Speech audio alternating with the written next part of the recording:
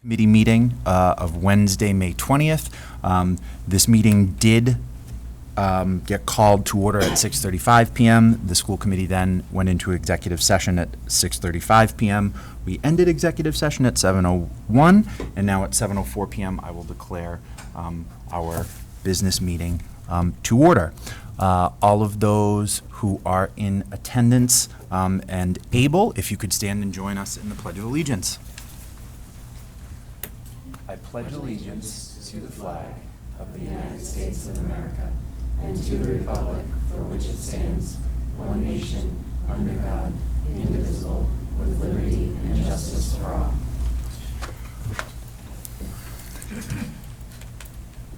Thank you. Just a note, we do have, this is a hybrid meeting today. We do have 3 in person. We have 2 that will not be here tonight, Ben and Judith. So, moving right along to correspondence. Dr. Luff, was there any correspondence? Not tonight, Mr. Chair. Thank you.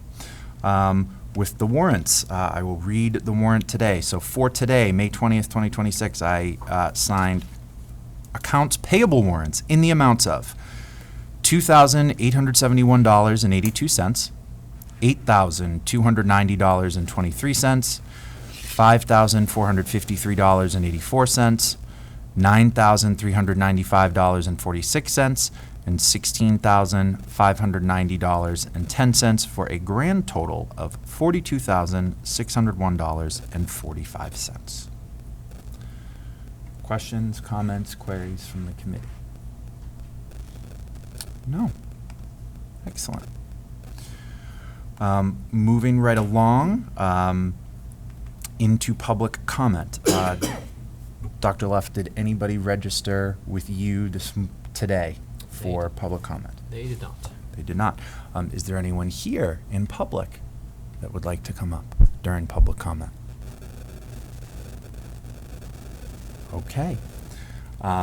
So then at 7:06 p.m., I will declare public comment closed. Just a reminder to the public, there are 2 ways that you can come to public comment. You can show up at our meetings and sign up right before the meeting starts, or the other portion, you can email and or call the superintendent's office up to noon on the day of the school committee meeting.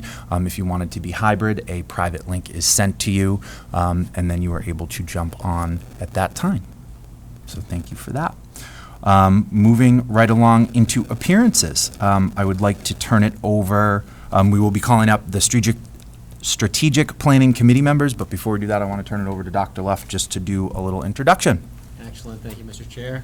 Members of the committee, I am incredibly excited tonight to be able to present you with a strategic plan that more than 22 individuals sat for many meetings and discussed data, lots and lots and lots of data and words and all these things that we could have done with our friends from Teaching and Learning Alliance and Ed Lee, who's here tonight with us as well as our consultant.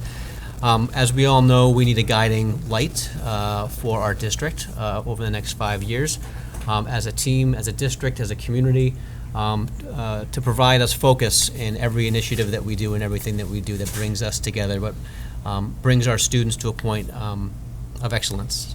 So with that, we've been working over the year on a strategic plan, guiding document. Tonight before you, I have multiple members of the Strategic Planning Committee that are going to present these sections of the plan, including vision, mission, theory of action, our actual overall focus areas, the initiatives, and I will share next steps, and Mr. Lee actually will talk to you about the process that we follow to do this as well. So really, really excited to present this to you tonight. As an aside, I will share that many strategic plans come with action steps that are immediately implemented, and they're actually outlined for a 5-year period, and we have assigned people to actually do those and timelines. The recommendation on this is you'll see initiatives and you'll see outcomes. Action steps are going to come to you each year around June.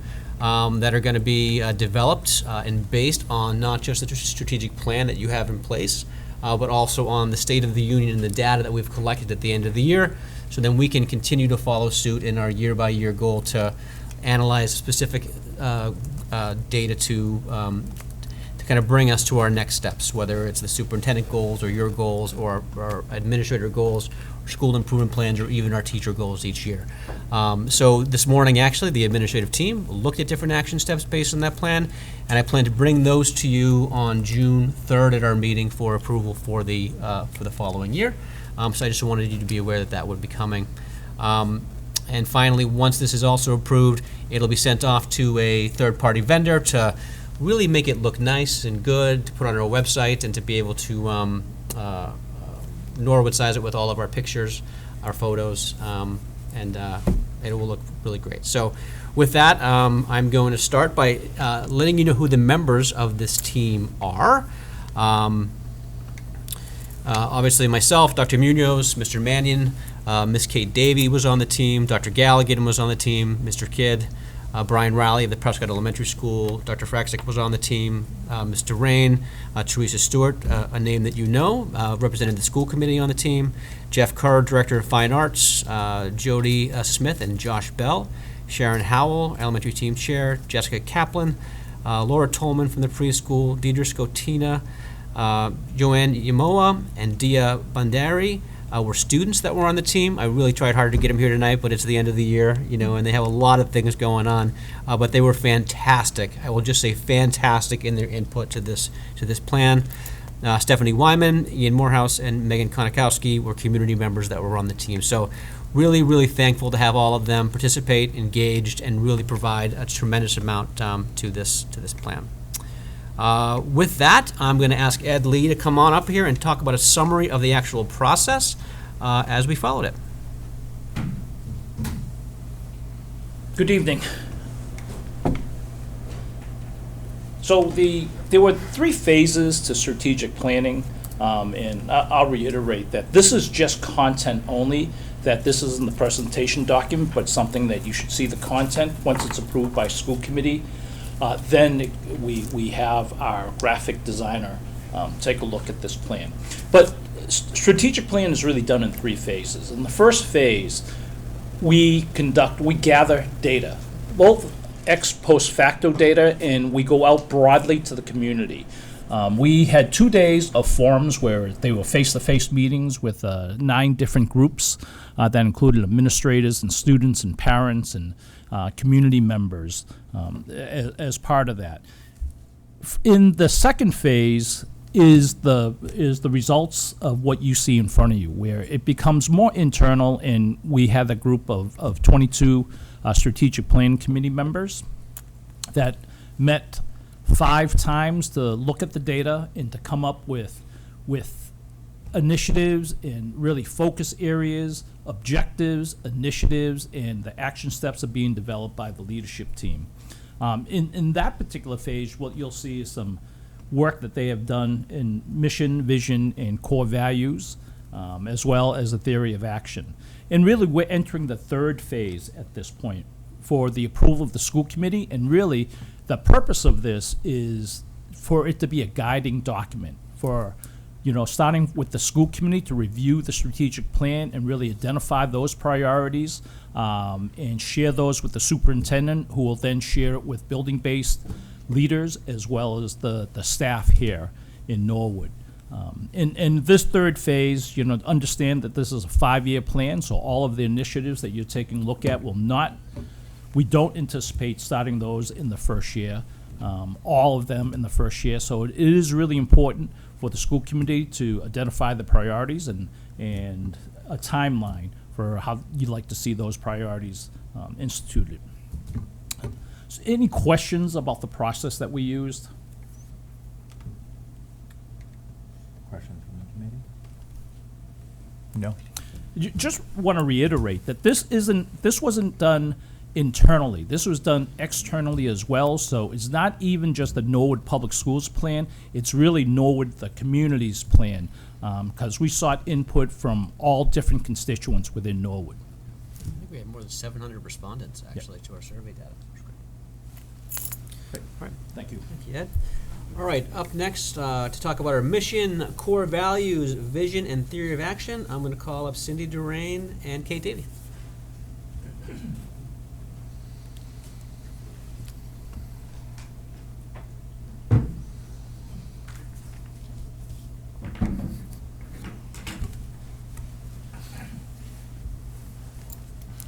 Thanks for having us. Hey, thank you. Doreen and Davey.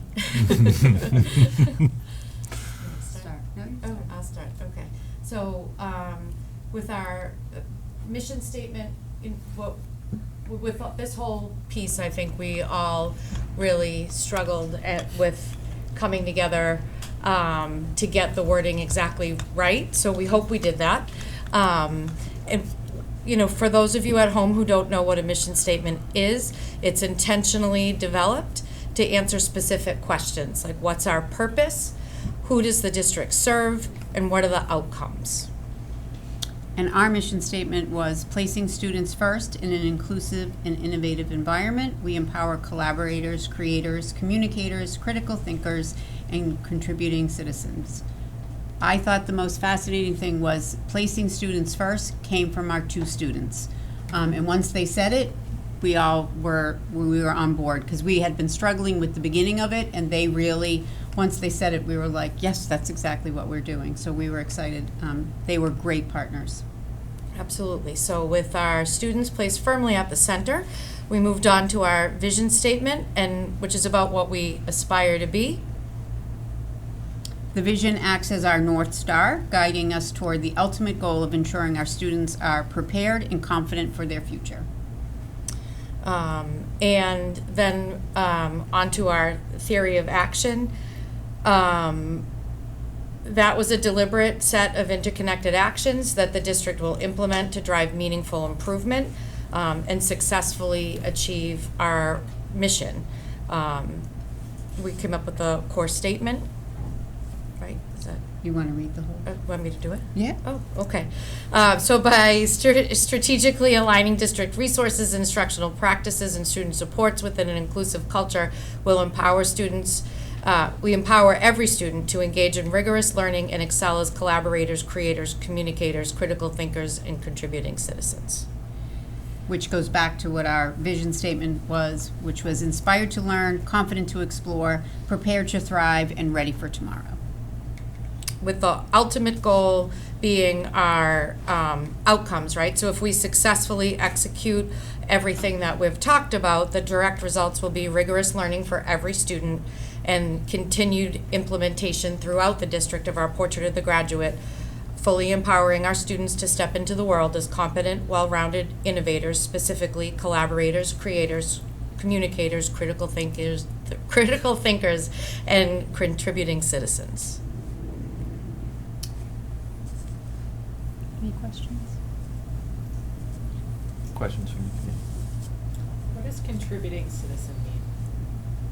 So we had a lot of conversation around that, and what it means to develop your character and go out into the world and positively contribute to the world around you. Be an engaged, informed citizen, act responsibly. If you look at the Portrait of the Graduate, we based it off of that. There's like in the citizen category, there's indicators below it, and it's all about developing yourself as a person and making meaningful contributions to the world around you. I think we wanted to be inclusive of those who choose different paths, education-wise, military, going into the workforce, vocations. Oh yeah,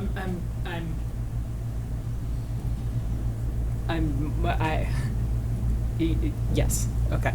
I didn't. I Too didn't. many C's? Is that what I was. I mean, that was going to be my next question. Yeah. Is, did you have a C theme? Did we need to have it all be C's? We very Are there much not tried to N? diverge from the C's. They're not N. But all the words N kept coming nouns? back to. When we developed the Portrait of the Graduate, right, we did that with research Yeah. from, Right. the workforce and Fortune 500 companies and the things that they said that they look for in their employees. That this is things that the military looks for, things that colleges look for. Like no matter what path you take, the 5 Cs were the common denominator for each one of those paths. So we felt, because that is how we developed our portrait of the graduate, it should be reflected in the strategic plan.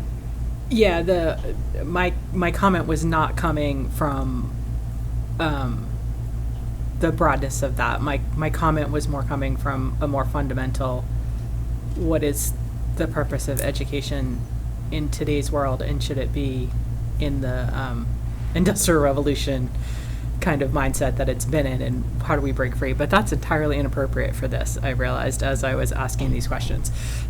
So I think it's fine. I would love to see something. I believe it's implied with rigorous learning.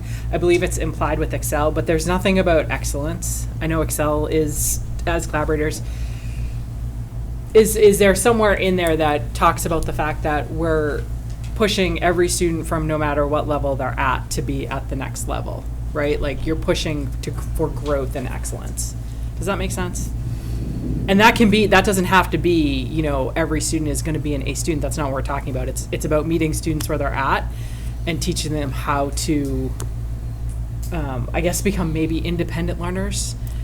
I think that's part of the core statement. You think that's part of the core statement? I do. Okay. I mean, Let's look at the vision statement. strategically aligning district resources, instructional practices, and student supports within an inclusive culture. We empower every student to engage in rigorous learning and excel in those Cs. I think moving forward in the world, right, what we're going to see is that students who are prepared are able to adapt and are able to teach themselves, right? And so that may be implied in there, but I would love to see that. It doesn't, and I'm not saying we need to change any of that, but as you're moving through the strategic plan, I'd love to see us think about how do we ensure that, you know, the cliche, how do we ensure that students aren't just ready for the jobs that exist today, but for the jobs that exist 10 years from now?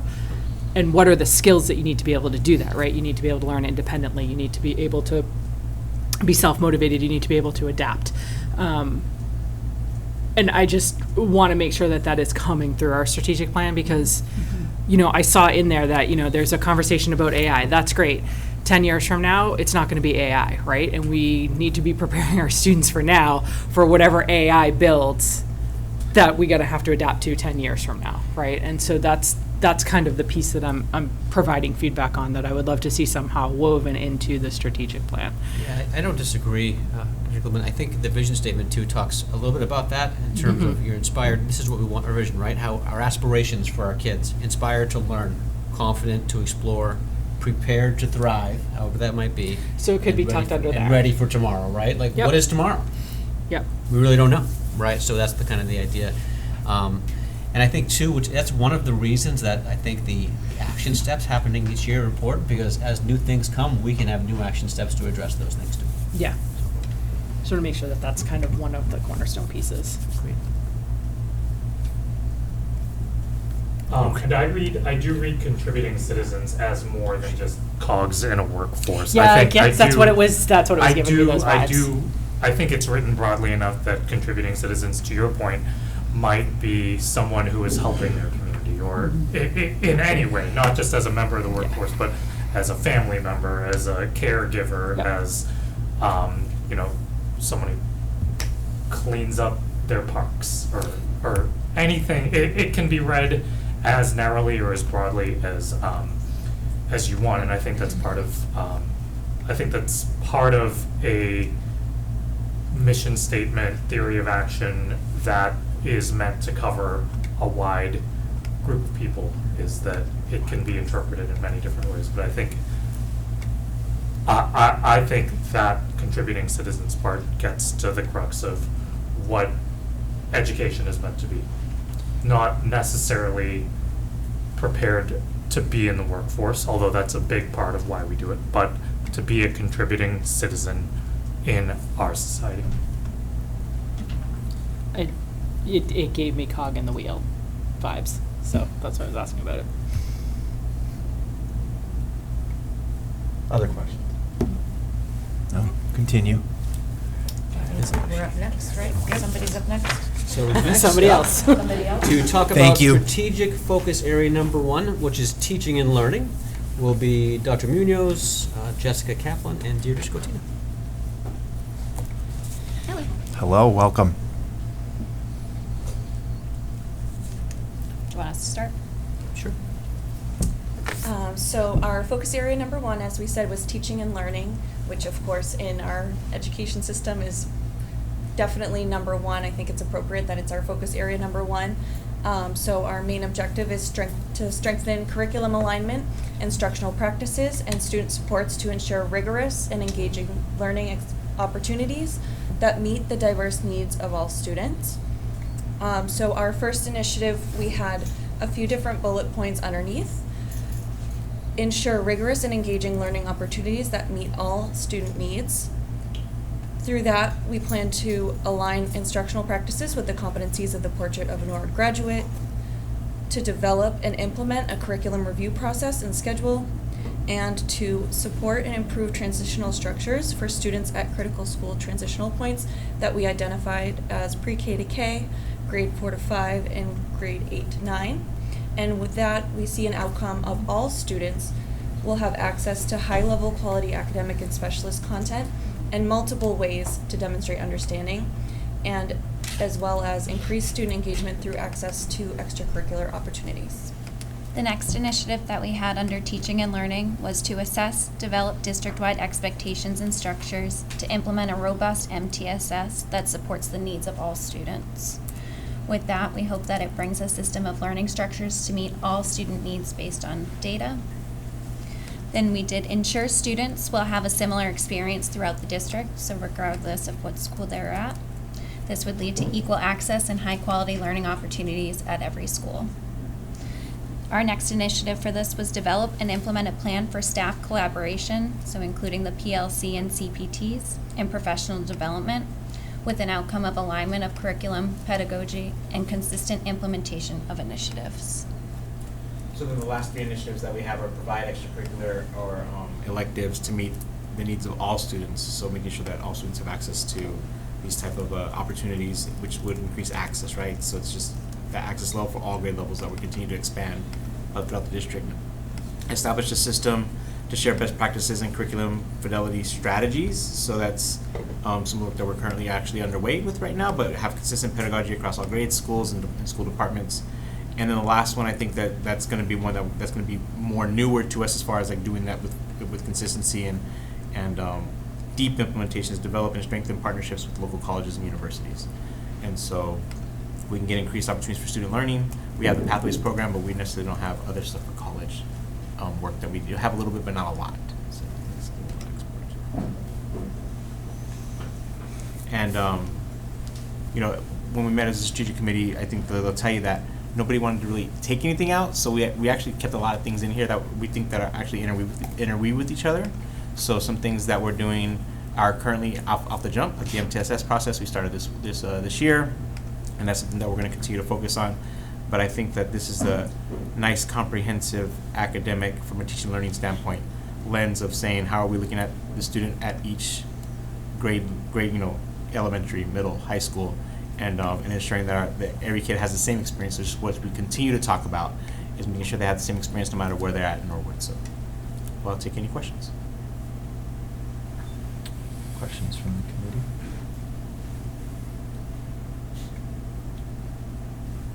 No?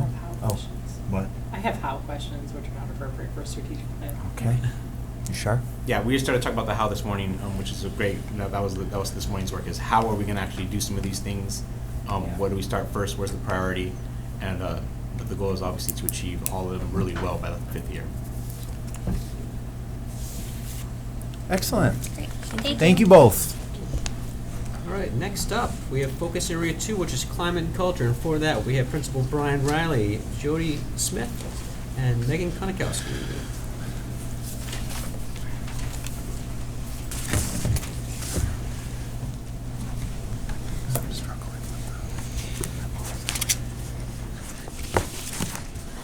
Good evening. So we have Focus Area 2, which is climate and culture, which the overall objective is to foster a safe, respectful, and inclusive school community by promoting positive relationships, consistent expectations, and strong supports for student and staff well-being. And I'll say that, like Ed said to open this, there was a huge amount of data collected between families, students, staff members that really went into synthesizing what are some of the overarching themes of this. And so what we really tried to do in the strategic plan, and again, continuing to go with what Superintendent Luff said, there was so much that we really kind of boiled it down to saying these are what our big themes are. The first one, initiative is create and maintain an inclusive school community where all stakeholders feel valued, welcomed, connected, and respected. And the outcome there would be increased sense of belonging, confidence, trust, and participation. We have just sent out recently staff and family surveys that were gauging how families and staff are feeling in terms of belonging, communication, how staff are feeling about that. So we have a lot of data from this year that's going to allow us to lay the groundwork for where are we now, where are we going in the future, and so that is where that outcome data is going to come from. The second one is develop, promote, support, and refine student and staff expectations for both physical and emotional safety within the school community. And you'll see we have 3 kind of sub-bullets there with continue to expand and refine restorative practices across the district among school constituents, maintain routine training for all staff in de-escalation and other student supportive programs, and increase mental health supports. And again, through surveys, the hope of the outcome is increased feeling of safety in the learning environment and productivity. So we're really talking about how are all individuals involved in our school communities, how are they feeling, and we're getting actual data on that to be able to see if some of our efforts, when we get to the action steps, are actually paying off.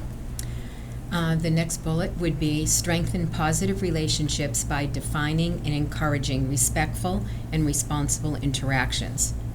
And the outcome would be increased positive and respectful interactions among varied groups for a more supportive learning environment.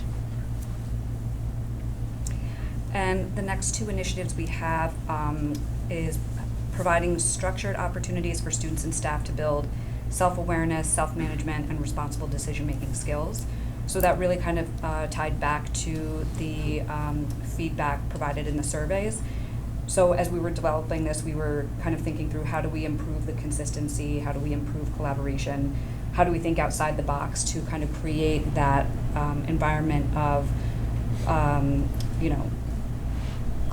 collaboration, but also working constructively together and maybe kind of taking calculated risks where, people involved can have a road away from that fear of failure type of thing and kind of fail forward. So we talked about the different outcomes, which would be increased ownership of words and actions. So that kind of echoes back to that self-motivation piece, that self-advocacy, kind of really working together in teams, both students, staff, faculty, parents, community, all of those different networks.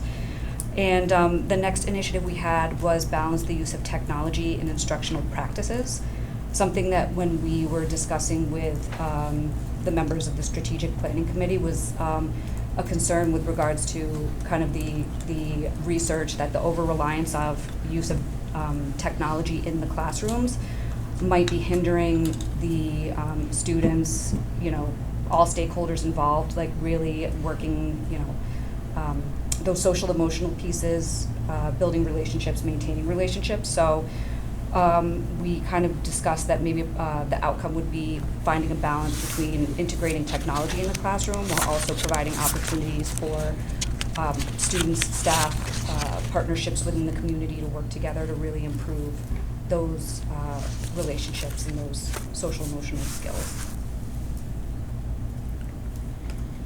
And I think with that, you'll see that the overall goal of this is to make sure that our students, our staff feel a strong sense of belonging in our school community, and that we are taking deliberate actions to make sure that that continues to be the case for many of our students and figuring out why it isn't the case for others. And we will take questions. Excellent. Questions from the committee? Yes, Joe. Sorry, I have a lot No. of questions on this one. So for the last one, balance use of technology and instructional practice, why is that one in climate and culture and not in the fourth one on resources, technology, and?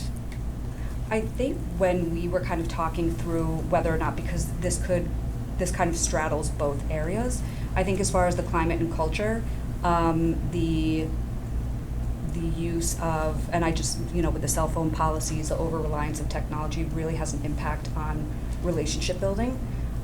So I think that was something where, though it kind of seems a little bit like awkward there in that sense, it's a massive piece that's impacting the, student peer-to-peer relationships, but also kind of the school community world at large, the negative impacts of that technology. I think you could probably drop this in 1, 2, or 4 of the 4 buckets. I think part of why you'll find it here is we've spent significant time over the last year working on student engagement and meaningful engagement, peer-to-peer, student-to-student, and allowing teachers to foster that engagement through our cooperative learning structures, and looking at making sure that technology isn't stepping in the way of positive relationship building amongst the classroom. I think there's a lot of community that is built when kids are dialoguing with each other around their learning and not necessarily collaborating around a Google Doc or sharing the same sort of platform. And there's time and space for that. I think, and there's tons of now post-COVID research out there that's showing like, whoa, now we're getting back to, the pendulum is swinging back to, let's really take a look at technology. And I think that is shared by so many educators now, especially at the elementary level. And so I think this makes sure that technology has a place in our classroom communities and not necessarily taking the place of developing relationships with learners alongside each other.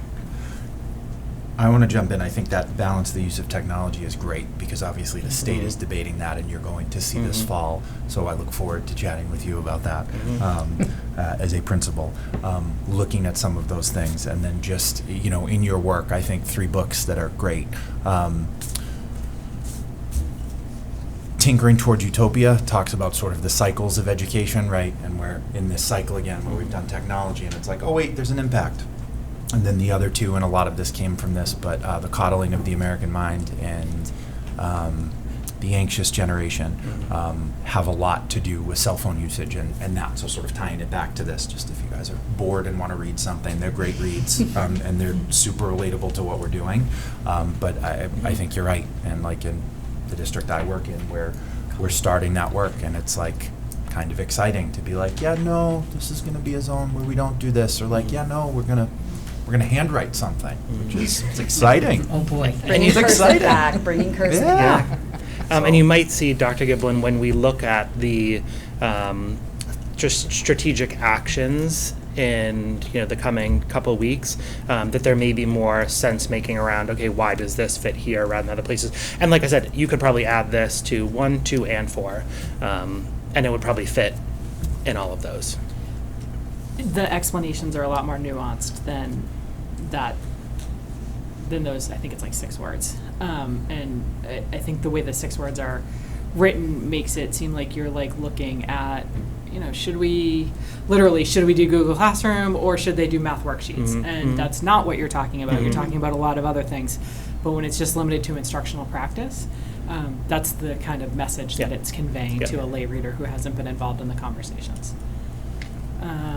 So that's why I was asking the clarifying question. Can we talk about the first one, create and maintain an inclusive school committee? The bullet point, expand services outside the school day. With the union president or former co-president sitting there, I'm wondering what outside the school day means.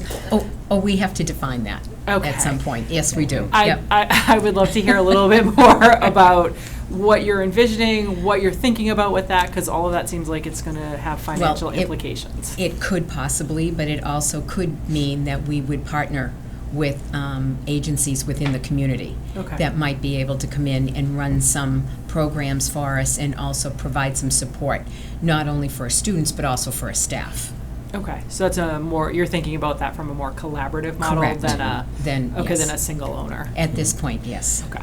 And you'll see that that probably ties into the last bullet on number 2 with increased mental health supports. Yes. Norwood is a great community, and I think there's some families who struggle with navigating the many resources that that Norwood has, or the lack of resources in some areas. When we talk about mental health at the elementary level, there's a huge need for that outside of the school day that doesn't necessarily exist. And so when you think about connecting people, there's great programs out there like William James Interface. McLean has come in and done things for the district. It's figuring out how do we connect that so that people don't feel like there's all these kids in the class that are getting supports through various means, and then there's us that are struggling. And so that, I think, is what that bullet means. It doesn't necessarily mean, I don't think, expanding the school day and providing different things. We can talk about that another time, but yeah. I do also have to say that we have a great group of school adjustment counselors and guidance counselors at the secondary level that are always reaching out, and they provide a list of services and so forth for the parents. Okay. They do a great job at trying to get people connected. And then my final question is really about, you've mentioned surveys, but some of the outcomes here are, just one in particular that I'll pick on, the increased ownership for words and actions. What data did you use to decide that that was an issue, and how will you address whether or not you have met that successfully? How are you going to measure increased ownership of words and actions? And when you figure it out, let me know so I can teach my middle schoolers.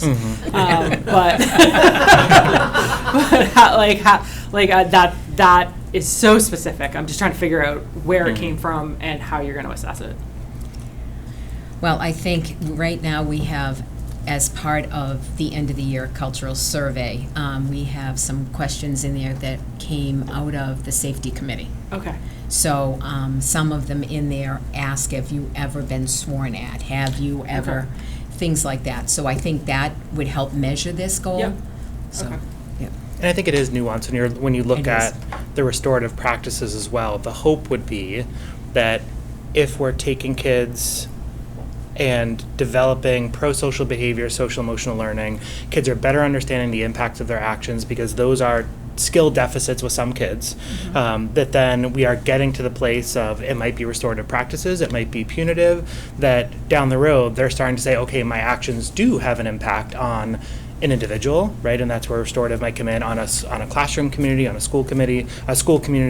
And so I think those are kind of tied in with some of the things that we're doing with the safety committee, with restorative practices, that I think, obviously when you're asking a kid, like, do you feel increased ownership? They're like, yes, and we're going to get 100% because it's self-reflection. But I think we will probably have to look at other areas and very likely infer, okay, are these things working because maybe referrals are down in a certain area, and there's been plenty of opportunity for staff, I think, in the past week or 10 days to provide feedback around how they feel in their safety and things like that.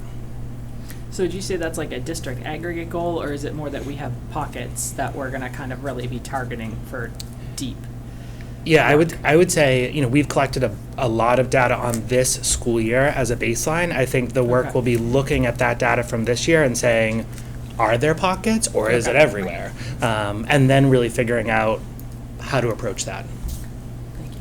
I mean, I wouldn't want you to show up to a meeting and not feel like you needed to be here, so thanks. I feel included and a sense of belonging in this meeting. Very safe. Yep, feel very safe. Yep, great. Yep. There's a lot of technology, though. Yes. Oh, yes. I had one question about going back to that last balance the use of technology. Is efficient the best word here? Because, as we all know, everything is more efficient with a computer, right? Everything is more efficient with a phone. That doesn't necessarily mean it's better, it's more balanced. So I just question the use of the word efficient, or if there was another layer of meaning that you were going for with I think that we were word. looking at, when we were thinking of efficient, it was kind of a conglomerate of thoughtful, mindful use of technology, like maybe a strategic use of technology, something where integrating the technology because we genuinely need it, not necessarily because we're, somebody sitting across from the room and we can have a dialogue on the computer. We want to foster that face-to-face social interaction. So I think that's kind of what the crux of it was. Yeah.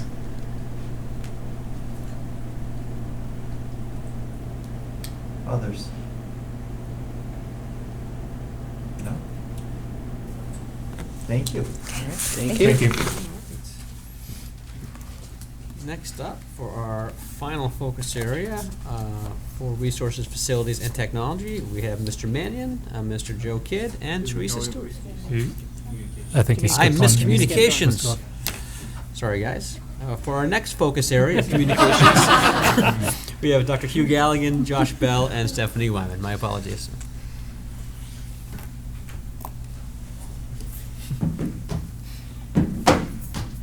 Good evening. Thanks so much for the opportunity to present. Focus area number 3 is about communications. Brief, but I would say just a reminder that under each of these initiatives and outcomes are going to be several action items, and each of those action items is going to have a corresponding measurement and individual or individuals who are responsible for that. So our objective in this focus area is to enhance transparent, accessible, and consistent communication that informs and engages all stakeholders. When we talk about all stakeholders, we're talking about staff, we're talking about students, we're talking about families, we're talking about community members, and we're talking about community partners. So we're thinking about all of those stakeholders when we delved into this focus area. The first initiative really is an overarching umbrella one, and as you can see, just as an aside, the bullet points that are listed here, that usually means that during our processing, they were initially identified as a potential other initiative.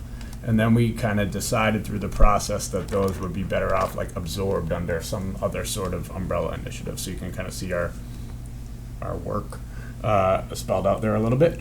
So the first one, create a district communication plan with embedded expectations, responsibilities, and timelines. So this really talks about who is going to do it, helping people understand all of the stakeholders that I just mentioned. How often are they going to be communicated to? Which platforms are we going to communicate with? What are we going to expect, or what should they expect in each of those ways, and what do we expect in terms of communication or participation back? Within that, we wanted to develop and implement academic progress reporting, really on an individual basis, potentially more frequently than it already happens, and to strengthen and leverage social media communication with all constituents, and really look at what does that mean as we move forward, and to what degree do we want that to happen? Does that need to happen to be effective? The outcome there, respectful and responsible communication to help caregivers understanding the district and students' performance levels, and then a measurement of increased constituent engagement and understanding of what is going on in the schools and what's going on in their child's education. I'll turn it over to Stephanie Watt. The second initiative is collaboratively develop procedures for shared decision-making processes, and we're really hoping here to improve our structure for student advocacy and more student voice in decision-making. And the outcome is broader commitment to shared decision-making. So we want to develop a clear understanding of initiatives and then who and what the stakeholders' part is in the initiatives. Our third initiative was strengthen school and town relationships and communication, and the measured outcome would be increased school and town communication and collaboration, right, through different vendors, other people in the community that would support us as well. And our final one here was develop meaningful connections between home and school. So multiple ways that parents, adults at home can collaborate with schools to support student learning and experiences. And we will turn it back over to you for questions. Questions from the committee? One thing I am not seeing a lot of here, well, I guess maybe it's the fourth box, but I think something that might be missing is communications between educators directly with parents. I think our intention was that would fall under number 4. Just like develop meaningful connection between home and school, right? I shouldn't, as an educator, I don't think that I should only email home and be like, little Johnny didn't do his homework, right? Like it should also be, hey, like I want to check in. I obviously care. As educators, we care about the whole child. And so I think that was kind of the more one-on-one specific was where that fell in our mind. Maybe we need to dig in a little bit more to be more concrete about how to measure that as well. I would say that the action steps for initiative number 1 around the communications plan, families, parents, caregivers are one of the major stakeholders through there. So when we develop those action steps, you'll see kind of what area of the communication plan is specifically meant for caregivers, families, parents, guardians. And then I would say to my bullet as well, at age-appropriate times, really helping our students to advocate for the work that they're doing within their school buildings with their parents and families and community, so that they're showing, and we're developing, again, back to those C's that we talked about earlier, you know, that citizenship and community engagement in terms of owning their learning. And that's the second box there? Yeah, the Well, student voice and student voice, student advocacy, you know, as age appropriate, and kind of back again to the portrait of a Norwood graduate, like really honing in on those C's, for lack of a better letter. It's the best. Great, thank you. Yeah, I have a question. Okay, My only go ahead. question, my only question is more of a how question. So develop and implement an academic progress reporting communication system. We already collect so much data on our students, right? That never gets to parents, right? I think about all the Renaissance data that gets presented to me as a school committee member in the aggregate, but I don't ever see that on the parent side of things. And so what I'm hoping is that there's not more assessment and more testing in order to meet that goal, but instead that we're utilizing what we already collect and do to go to parents. I think the other part of that is I remember the first time that I went in to talk to my daughter's teacher, and I'm in education, and she was using all of these acronyms that I had no idea what she was talking about. Well, this didn't happen, and this didn't happen, this happened, this. And so, like, I think a low-hanging fruit piece there would be explaining educator lingo to parents. In terms of progress reporting, what is it, a DAR? Is that a reading thing? We don't yet hear what that is. So Okay. DRA. DRA. Well, we used to do it here because I didn't pull that out of thin air. So DRA, like it's just, like the DRA is here and it should be here, and those didn't match grade levels. They were different numbers. Like, so you have no idea what the teachers are talking about. And then if you're involved in special education or accommodations, it's even 150 times harder to understand. And so, and there was, to your point, there was like a lot of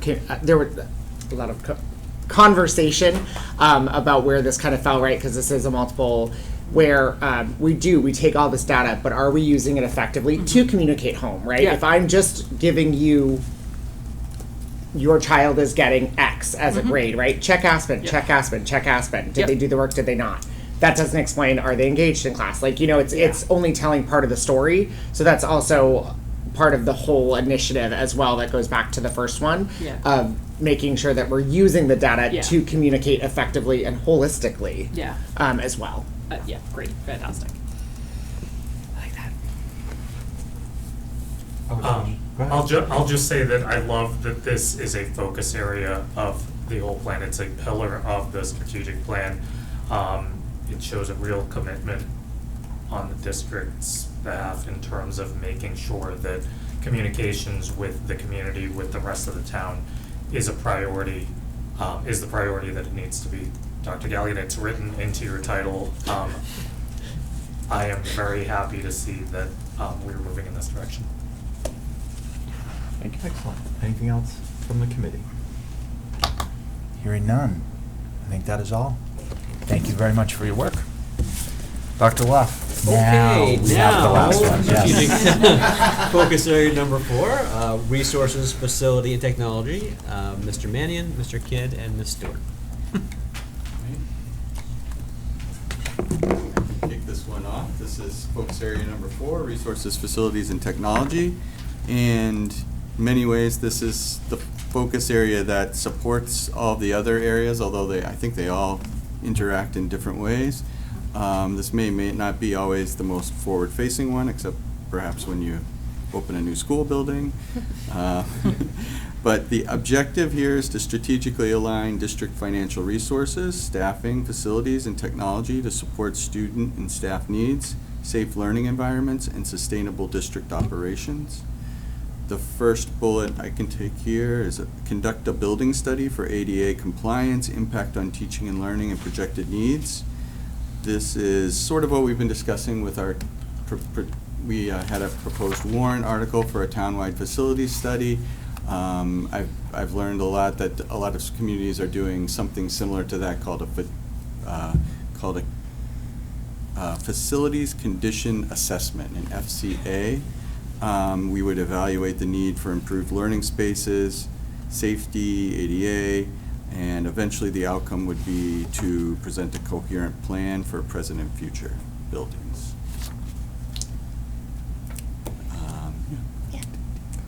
Hello, everybody. Hello. Welcome back. Miss me? So I would go a little even further than Mr. Mannion just said. I don't think you can have the rest of your strategic plan without number 4.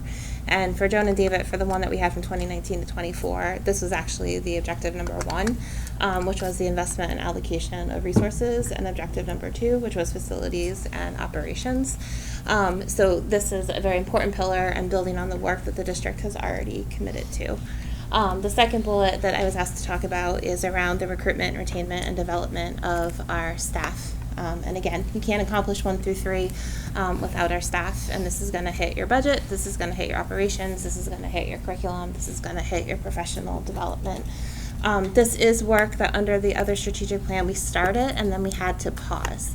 But really looking at where do we seek staff, how do we recruit them, how do we match the diversity of our students in our staff and in our teachers, and then how do you develop them and get them to stay and grow within Norwood.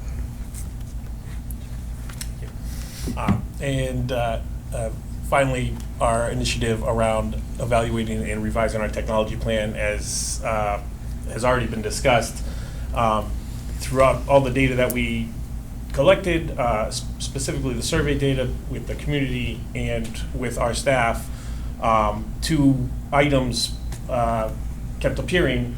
One being, okay, we're using technology in our schools, however, are our students over-reliant on that technology, or are we using it too much? And 2, the need for governance and guidance around the use of artificial intelligence in the district. So based on those 2 items that kept coming up, you saw the initiative in focus area 2, but also in this area where we acknowledge that technology is a utility that is used everywhere in the district, and is completely unavoidable. We need good functioning technology to do the business of the district every single day. It touches every single department, every single student, every single parent on a daily basis. So we do need to keep up with that, revise our plan, and really the focus is not just providing hardware and software replacement, but also including purposeful planning around purposeful instructional technology usage in the district, initiatives around data security and network security, improving operational facilities, operational efficiencies, and developing governance in the use of artificial intelligence. Okay. And the last bullet is to develop a long-term financial plan. So in order to accomplish all of the initiatives, all of the goals that we have, we'll need to have finances, and to just do a 1-year look on that isn't sustainable, because we don't want to pass a budget 1 year and then the next year you find that you're in trouble. I mean, there's always going to be challenges at the federal level, at the state level. We know education funding and budgets, when we look at surrounding communities, it's a constant challenge. So for everything to happen, it's very important to develop a long-term financial plan, to look to the future, to look to sustain what we do, so that we're not in a 1 year doing one thing and then having to reverse course the next year. Anything you want to add to that? I mean, I have a lot to add, but I'll wait and see if they have questions. Questions from the committee? Sure. On the AI piece, are those going to be policy recommendations for the governance of AI use by staff or by students or? Yeah, not just by staff, by students, or, but not just in the classroom instructionally, but also operationally throughout the district as well. And would that include thinking about how AI factors into decisions on its inclusion in curriculum? Yeah, absolutely. Great, thank you.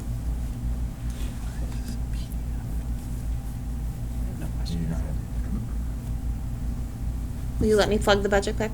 Go ahead. Okay, quick. So I think it's really important for you as school committee members. This is the objective that you have the most responsibility and control, not only to approve and have oversight, but dig in. Because the district accomplished so much in 9 years through the collective work of the committee and the administration, and unfortunately I think those hard times are ahead. So also in the third area that talked about the communication with the town, I just personally cannot emphasize enough to all of you how critically important that is going to be to your strategic plan. And then I would just give you one last piece of unsolicited advice. Make sure when you're seeing the school improvement plans that you're looking at the budgetary ramifications. You all know in my last meeting up there, I fought for the career pathways one more time, the business teacher and the healthcare teacher, because we talked about it for 5 years and it was in a school improvement plan, and I felt really strongly you have to get it accomplished. So when I said that nothing else in a strategic plan is possible without this objective, that goes two ways. You really want to always think about your allocation and your investment of resources to then strengthen everything that your principals and your directors and your superintendent and assistant superintendent are asking for. Agreed. Thank you. Mr. Hiltz, the digital delusion is another really good. Okay, I love a good, listen, 30 some odd days till summer, not that we're counting, but. So tonight I will be asking you to approve this plan. Please know the dashboard which will be created is will be a summary of all of the initiatives and all the objectives and visuals of Norwood to make it ours. So it'll be a one-page document that we can post on our website, that we can hand out. It gives an overview quickly of those things. That will be created by that third-party vendor when we do it. And that is the plan. I just want to thank again all the members of the committee who took a lot of time out of their day and work, and all of the 750 plus staff members and community members and town board members to really who put an input into this plan. This is not the superintendent's plan. This is the Norwood Public Schools community plan, and I'm really so thankful for that. You saw exactly that when these folks presented today. I didn't give them anything other than say, "Hey, take this area," and it's their work. And so, just thank you for all the work you've done.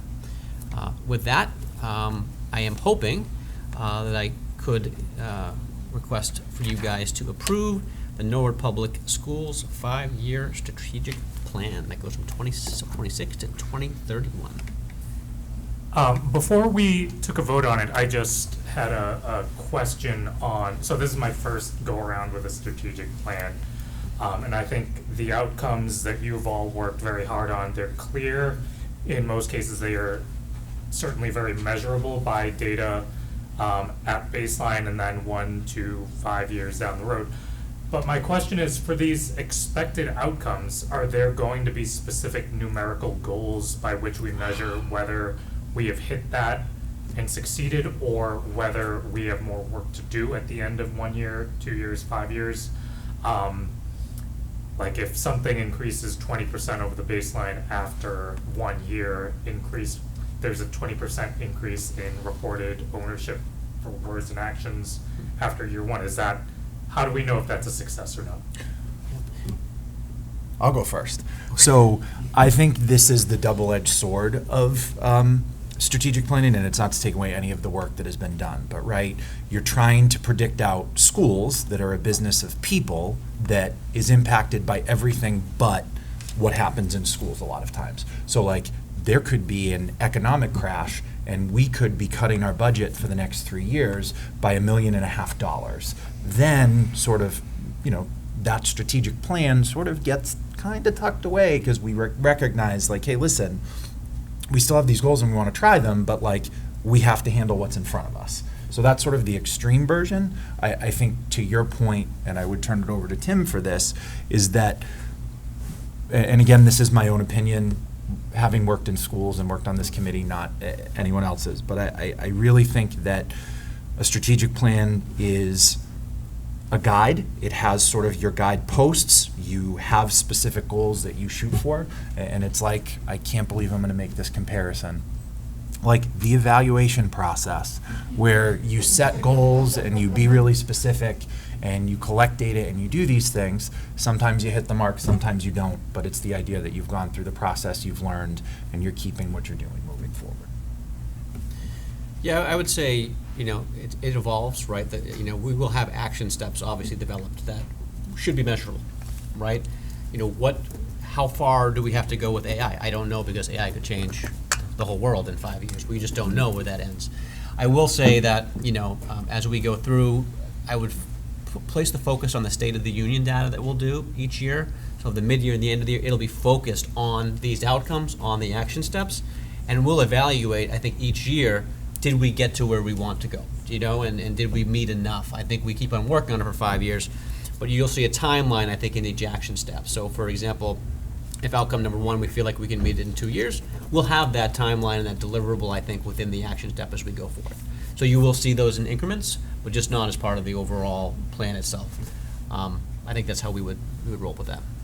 So you would say that the plan is more of a framework by which you report out on the different initiatives that are going on a year-to-year basis. And how close we are to that actual outcome of being 100%. Yeah. Great. Thank you. I'm just going to again push that we should be, somewhere in here should be something around adaptability, the ability to learn. And since I've been sitting here, I thought it came up. Did we have curiosity? It's a C word. Is curiosity in there? It's a C word. We had so many C's in there. We took C's out to keep it. It was. I'm just saying, like, that type of being curious, being able to adapt and teach yourself things, right? Like that kind of like self-directed learning piece is, I think, crucial to preparing students to succeed and thrive in the world. So I'm not suggesting that you semantically change anything tonight, but just a note to have that be a theme in it. Yeah, I think as we develop our action steps too, we can surely make sure we're embedding that in the action steps to make sure we're there. So when you see those next time, grill me on that and we'll make sure it's there. I mean, you can't, curiosity fits with your theme, so you could add that if you wanted to. Excellent, because we are now an hour over in this section. Are there any other further clarifying questions? Just because you said that. No. Hearing none, I will leave it to the committee. Motion to approve. Okay, so Joan motions to approve. Is there a second? I will second. Mike seconds. Any further discussion? Hearing and seeing none, I will take a voice vote because the 3 of us are here. All those in favor? Aye. Opposed? Abstain? No. So that passes 3-0-0. Thank you to the Strategic Planning Committee work and for being here and giving us the overview. Thank you, Tim. And with that, we will move out of appearances and on to your late agenda. Thank you, everybody, very much. Really appreciate it. Thank you, everyone. Thank you.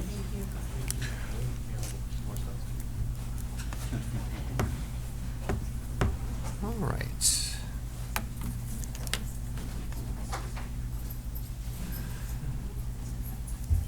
All right, so I wanted to quickly just throw out there conversations about the extended day. Obviously, there's been some correspondence to the committee. There's been some emails to us, and I think some misinformation out there regarding the extended day program. Obviously, what our kids do after school and to ensure that they have access to programming after school is very important to the schools, very important to the town, it's very important to the community. 2 years ago, the program was moved from the school department to the town, and at that time they took over full authority, full decision-making power over the extended day program, with the exception of last year where there was an agreement in place that they would continue through the rec department, continue what was in place in the Norwood Public Schools when we ran the extended day. I have been asked why we are sending parents to the town for different communications. I would just like to share publicly that was at the direct request of the town and the rec department that we do that, because they also know that they have the authority over it and they can make the decisions where we cannot make those decisions for those things. When we last ran the program in full in 23-24, the enrollment numbers were approximately 370 students enrolled from kindergarten through 5th grade. Then for this year, 25-26, the enrollment is approximately 320 students in grades K through 4, and that is after the start time, I will say. Although there's questions about start time kind of changing around the after-school piece, there wasn't a lot of impact on enrollment there. There was an impact on the morning program, where there were fewer kids enrolled in the morning program.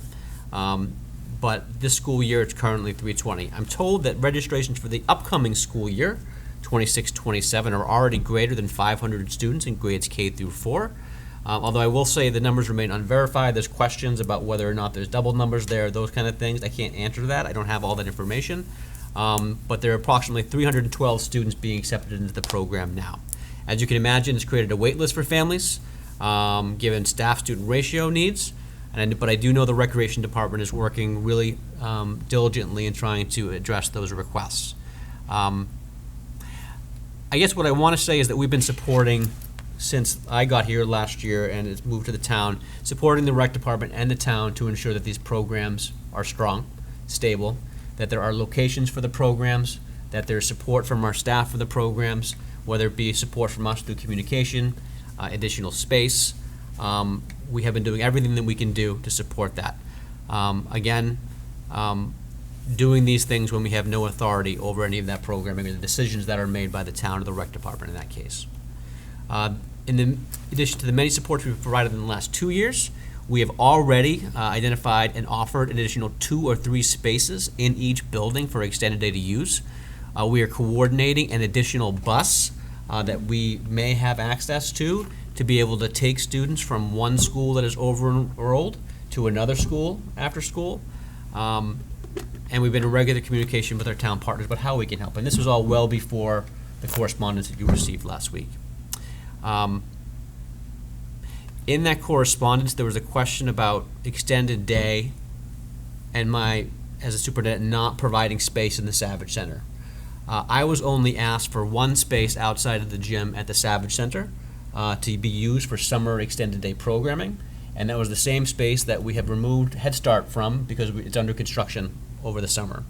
I could not give that space to anyone. I was never asked for an additional space anywhere in the Savage Center for the extended day program. In fact, they have told me that they are good on space for the summer program now here. So I'm unsure where that information came from, but we have done nothing but provided support to the extended day program and advocated for our students as such. And actually, I will say that, for a program that we have no authority, no decision-making over, nor any revenue that comes to the schools to support that program as it now goes to the town, we have expended a significant number of resources to advocate for our students and assist. But I assure you, even with this misinformation, we are working incredibly diligently to support our Norwood Public School students who are enrolled in the extended day. Thank you. And I just want to address the community with this too, as well. It's not judgment, and it's not, I think you said it best, of just sort of miscommunication. I think that this board, in the past 2 years since we have made that transition of transitioning, when we went through that decision process that was very public facing,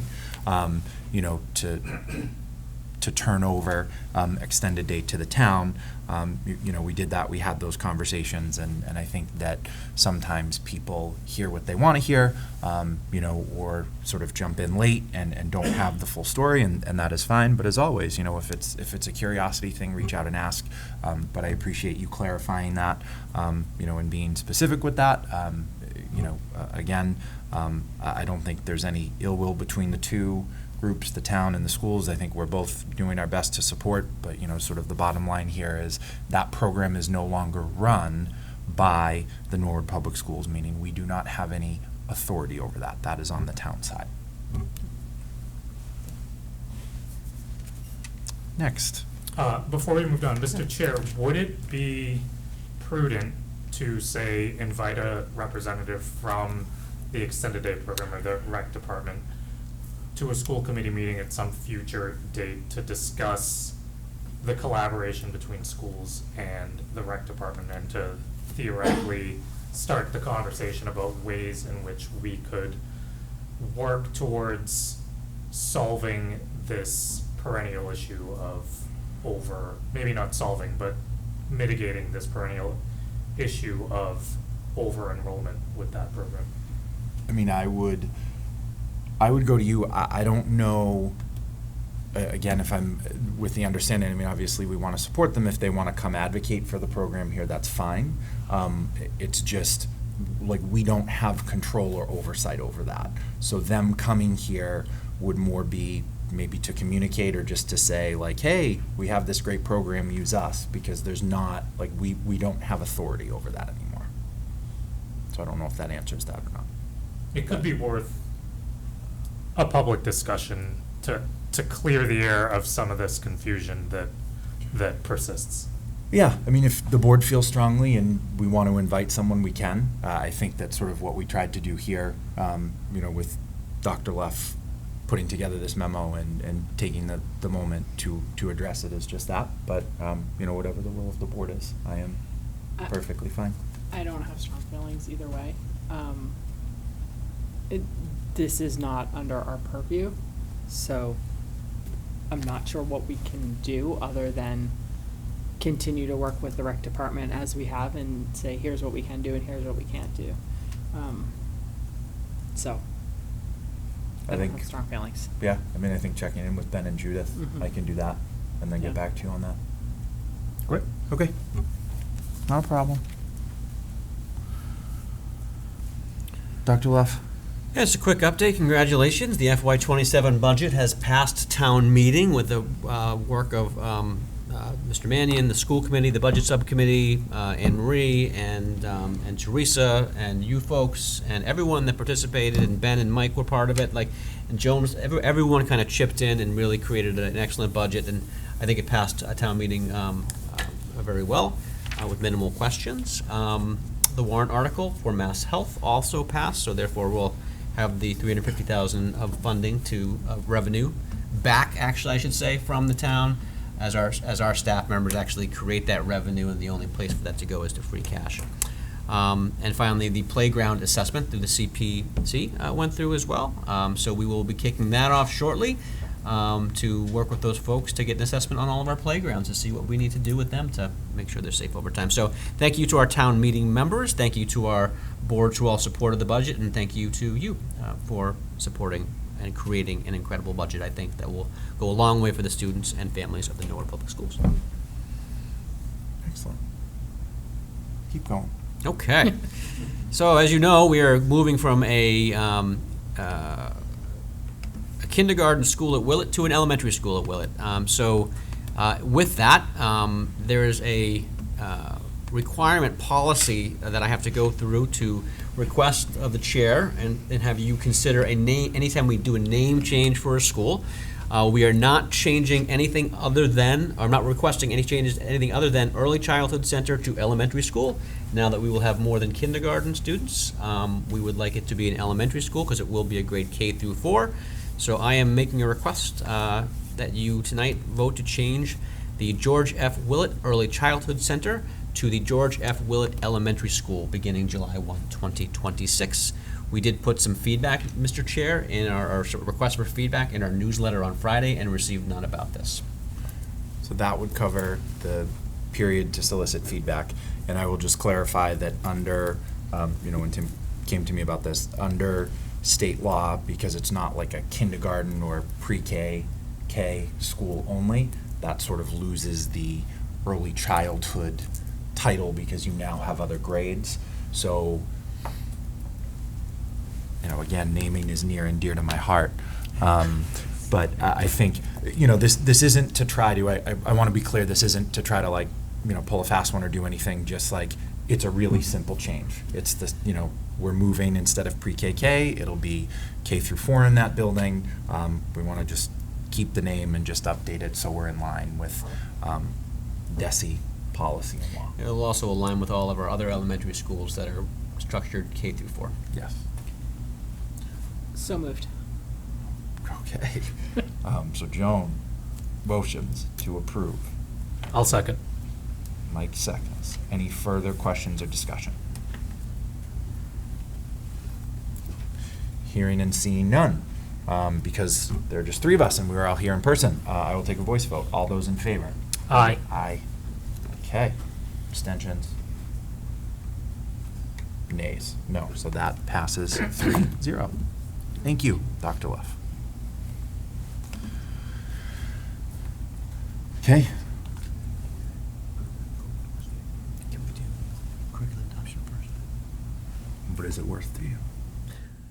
I'm just kidding. That's fine. So we're going to take some stuff out of order, and you would like to go curriculum adoption first? Okay. Do we want to go? Okay, but as we look at this, yeah, we're going to take this one out of order. So we'll go curriculum adoption first. Superintendent eval, approval of your contract, end of the year state union, and then long-term agenda. Great, go ahead. We're taking things out of order. Sorry, folks. So I'm gonna go ahead and invite the math folks up, so we got our math folks up, so. Perfect timing. Yeah. Do you mind just introducing yourself? Thank you. I'm Laura Donnelly. I'm the STEM coordinator. Robert Harris, 5 to 12 math department chair. And we'll go ahead and pull up your slide deck right now. You want to Slide deck? Yeah. Should have this open already. Is that the one? Should be that link right there that you 5 to 12 maths. I'll just go to this one. I not opened it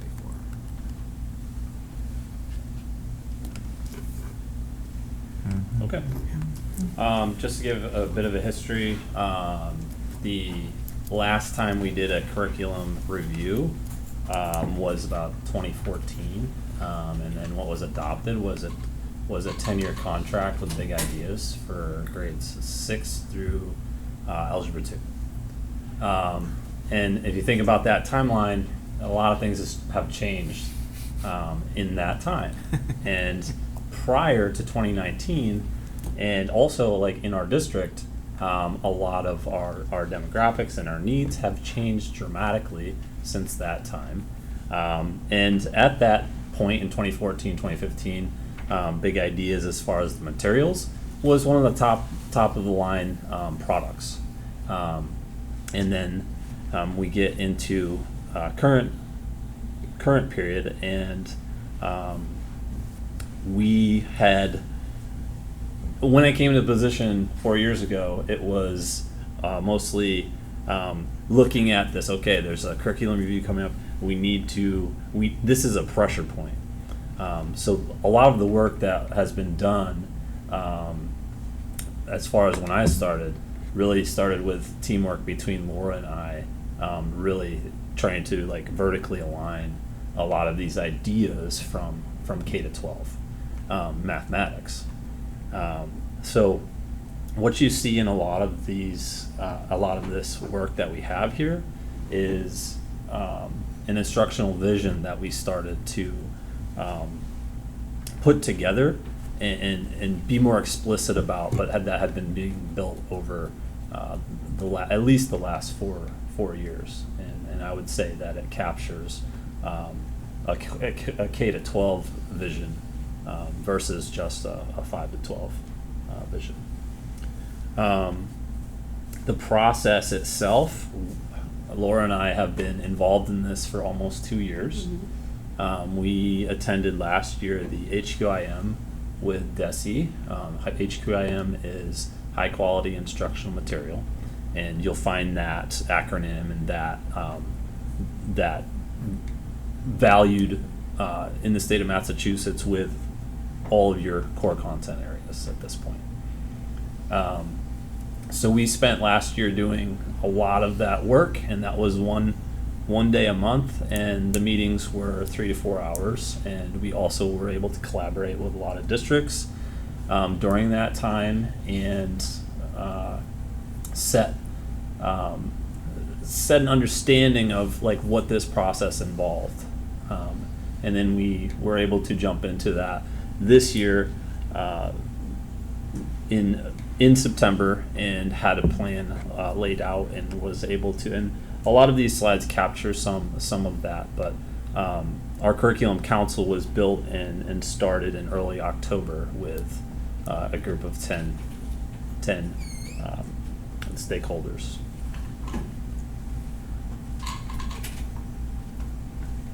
We really, I would say we really valued teacher feedback, we valued student feedback, and also what the students were kind of like looking for, or early on we kind of had them do this kind of portrait of like their mathematical biography. So what that would do for us would kind of, it gives us a history of their mathematical experience and the things that would fall into kind of two buckets, right? Like experiences that we do not want to continue to have happen for our students, and you can feel and hear some of the actual like trauma that relates to their mathematical experience, and really to just keep it plain as I can put it, like, and Dr. Freysick says the same thing. We want our kids to come into middle school and enjoy the mathematics classroom. Like that's our baseline, right? And to be able to engage and get kids to love mathematics. So there's a lot that was involved in this process. We had 12 to 13 actual meetings with our council. We also, this is a kind of a multifaceted project that we've taken on, and we're able to have this curriculum council. We're also able to utilize the PLC Math 5 to 12 groups that were met 3 times during the year. The department meetings were essential, and we allocated time to that being the part of what our goals were. And some of the teachers' goals reflected, the professional practice goals reflected, being able to pilot and utilize the new curriculum that we were trying. Yeah, I want to say they probably looked around 4 to 5 different curriculums before they narrowed down to 2. Mm-hmm. They had sample material sent in. I went to some of those meetings where they would look at that, dive deep, and what's 5th grade look like, what does 8th grade look like, and then they also had a line of priorities matched up. What are our priorities for math curriculum? And do these curriculums match with the priorities that we want for Norwood? And so then that's how you're able to narrow in, because they're math folks, it's all based on the data and the numbers, right? So they have a rating system and a rubric, and so whatever those rubric numbers were, they didn't steer away from that. So they're like, this is what the numbers say, so we're going to go with this. And so. And Bob even had his statistics students look at some of the data and help analyze it without names on it, which was a great real world application. Message teachers, hey guys, this is where we're at. Here's the actual stats behind this is where we're at. And so, yeah, so there's actually real world learning in some of the classrooms of how they're going to have their curriculum section next. So then we landed on two curriculums, which were Reveal Math and Imagine Learning. Very different curriculums, but both hit a lot of the priorities that we wanted for Norwood. And so that's where the piloting became. Some teachers piloted one, some teachers piloted another, some teachers piloted both, and students got to give feedback on what their experience was in those lessons as well. Want to pick it up? I'm sorry? Pick up the slide right here? Yeah. So part of our kind of creation as we started to get ready for the pilot, we had to put these two in front, and our council was able to do this evidence-based pilot investigation. Some of the highlights that we have on there are like between the council members and also teachers were able to go in and observe lessons of the piloted material. So we were able to get data based on we built this template to collect the data, and we were looking for certain things that reflected our vision, but also some of our like core values in the council, and also between. So the math department in math, business, computer science in the middle school is 15 teachers. One of them is computing, more toward a basic like computer science teacher. So 14 of those 15, they did a pilot, and that on average was a 2-week pilot, close to, or if not a whole unit. And then at the 9th grade level, all members of the 9th grade team, as you know, the Freshman Academy this year was the first year. About all 3 of those teachers were able to participate in the pilot as well. There was no arm bending or anything going on there, but it was very, it speaks a lot to our department and how far we've come in these few years, and just I think that like collaboration through K through 12, as like how invested your teachers at Norwood are in mathematics, but also like the student learning. Bob and I also found it really helpful to talk to other leaders that were using Reveal and Imagine Learning, and we visited 2 districts, 1 of each, and really saw it in action after they've been doing it for a couple of years, and talked about the strengths and challenges that those districts faced in implementation and after a couple of years. So the first one's Imagine Learning, and talk about the strengths and the challenges of Imagine Learning. Sure. So one of the largest strengths for Imagine Learning was the ability to kind of like just flow into like student discourse, and the way the activities and the lessons were constructed. It gave a lot of the lessons were able to give like easy accessibility for all students. And that also like had a statistical difference denoted there. I would say our challenges on that came from fluency gap.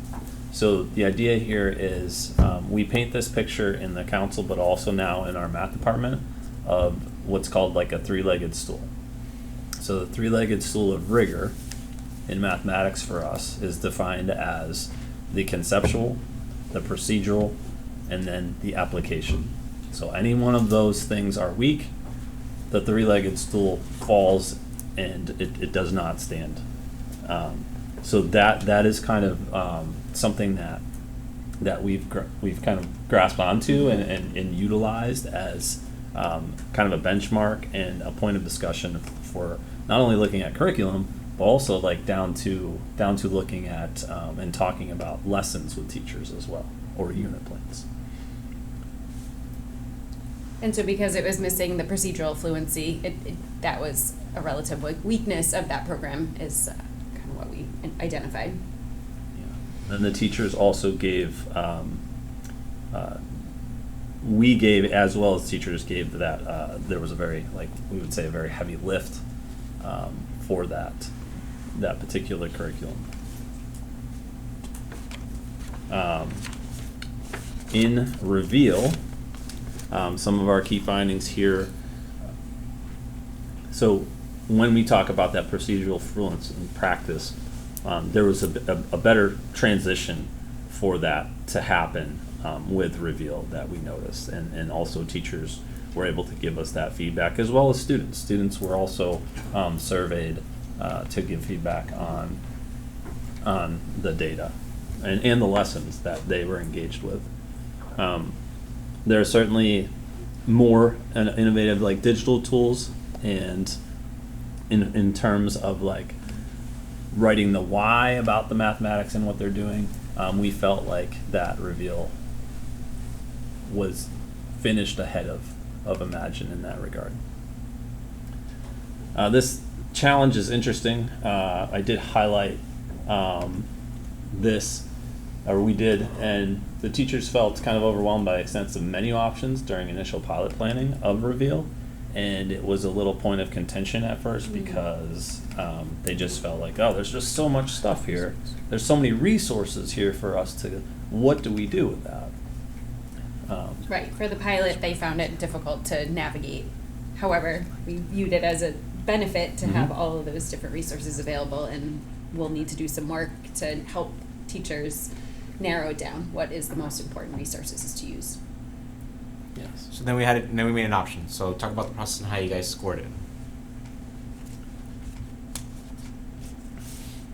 So in our curriculum council, we spent, I would say 1.5 to 2 meetings discussing how we were going to come to a consensus, what that meant, what some of our norms were in that space. And then we were able to create and utilize this rubric, basically, of being able to score both of the curriculums against our pillars, our core values, our instructional vision pieces. And this was done by the group, and we split up into 3 groups within the council to come to an overall score, and we averaged everything out. So as you'll see some numbers there in terms of out of the 25. Each of the areas were 5 points, 5 being the highest and 1 being the lowest. And we were able to come to consensus, but it was also it wasn't designed to be like a majority vote type of consensus. It was we needed everybody to be there with the recommendation, but we also opened up the space to voice the concerns, or if there were anything that we needed to discuss, or any objections to it. And we did not have any objections. Our committee, our council was able to come to a consensus on recommending the Reveal curriculum. So this is the total cost. So we're looking at a 5-year adoption, and Bob can talk a little bit about how we're leveraging it in the grade levels. It's around $210,000. That does not include some of the materials in high school, because we have some materials that we created in high school in the past couple of years. Bob, you want to talk about that a little bit? Yeah, so as the committee may or may not remember, the last 3 years in our 8th grade have given us very bright and positive numbers in regards to when we look at MCAS. We looked at that in terms of growth score. Now, the growth scores between 40 and 60 are typical. Anything over 60 is really about like there's a programmatic thing happening in the classroom. And our 8th grade over the past 3 years have scored 60 or above. So that is telling us, and also just from observations and knowing what's going on in 8th grade, there has been there's been something programmatically different. And what we've been able to do is we've been able to leverage that from the last 3 years, and we've been able to grow that in the 8th grade, but also move that into the 9th grade algebra and geometry curriculums to utilize and kind of curate our own curriculum. And all of that is based on many of the things that have been done in our district initiatives. Some of the things when I moved into the position, as far as like being able to really get people ready from moving from where we were, which was close to what we would look at and say a direct instruction model of mathematics, into something more modern. And also, like, you go into a math classroom 4 years ago, the kids are going to be lined up in rows, and they're going to be doing a lot of worksheets. A lot of it is going to be contrived relevancy.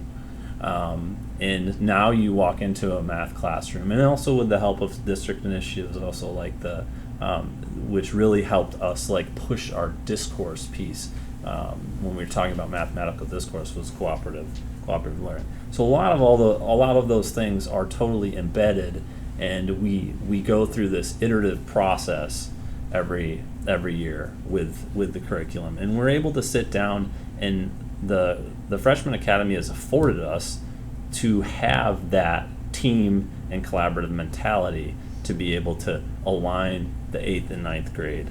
And it's really, the 8th grade has been, has boosted a lot of what we're able to do in high school. And you can see that, and you can see that in the numbers as well, as you look at what we've added with even our highest level. Like, we can look at the AP. 2 years ago, we added an AP Pre-Calculus. We have 2 sections of AP Pre-Calculus this year, and that's filtering a lot more kids into some higher level mathematics as well. So it is all connected, is what I'm trying to say, and it's also strong. In our evaluation, it's stronger than it's ever been in terms of continuity. And so that, from there, then obviously we think about timeline and training. So, we're thinking about doing an early adopters group this summer, where we'll have some teachers come in, learn the curriculum, and be early adopters of it. And then when everyone else comes in August, they will have that training, but then we'll have some teachers that are further advanced that can help mentor other teachers as well. And part of those early adopters would help us narrow the focus on all those plentiful resources and really dig in and say, like, these are the ones you want to focus on year 1, and these are the ones that maybe we can explore a little bit more in year 2 and 3. Yeah. We're happy to take any questions. Great. Questions from the committee, if there are any. Yeah, so is this a curriculum for 5 through 8, or is this a curriculum for 5 through 12? So it's not a curriculum for 5 through 12. The refresh was to evaluate what we have for 5 through 12.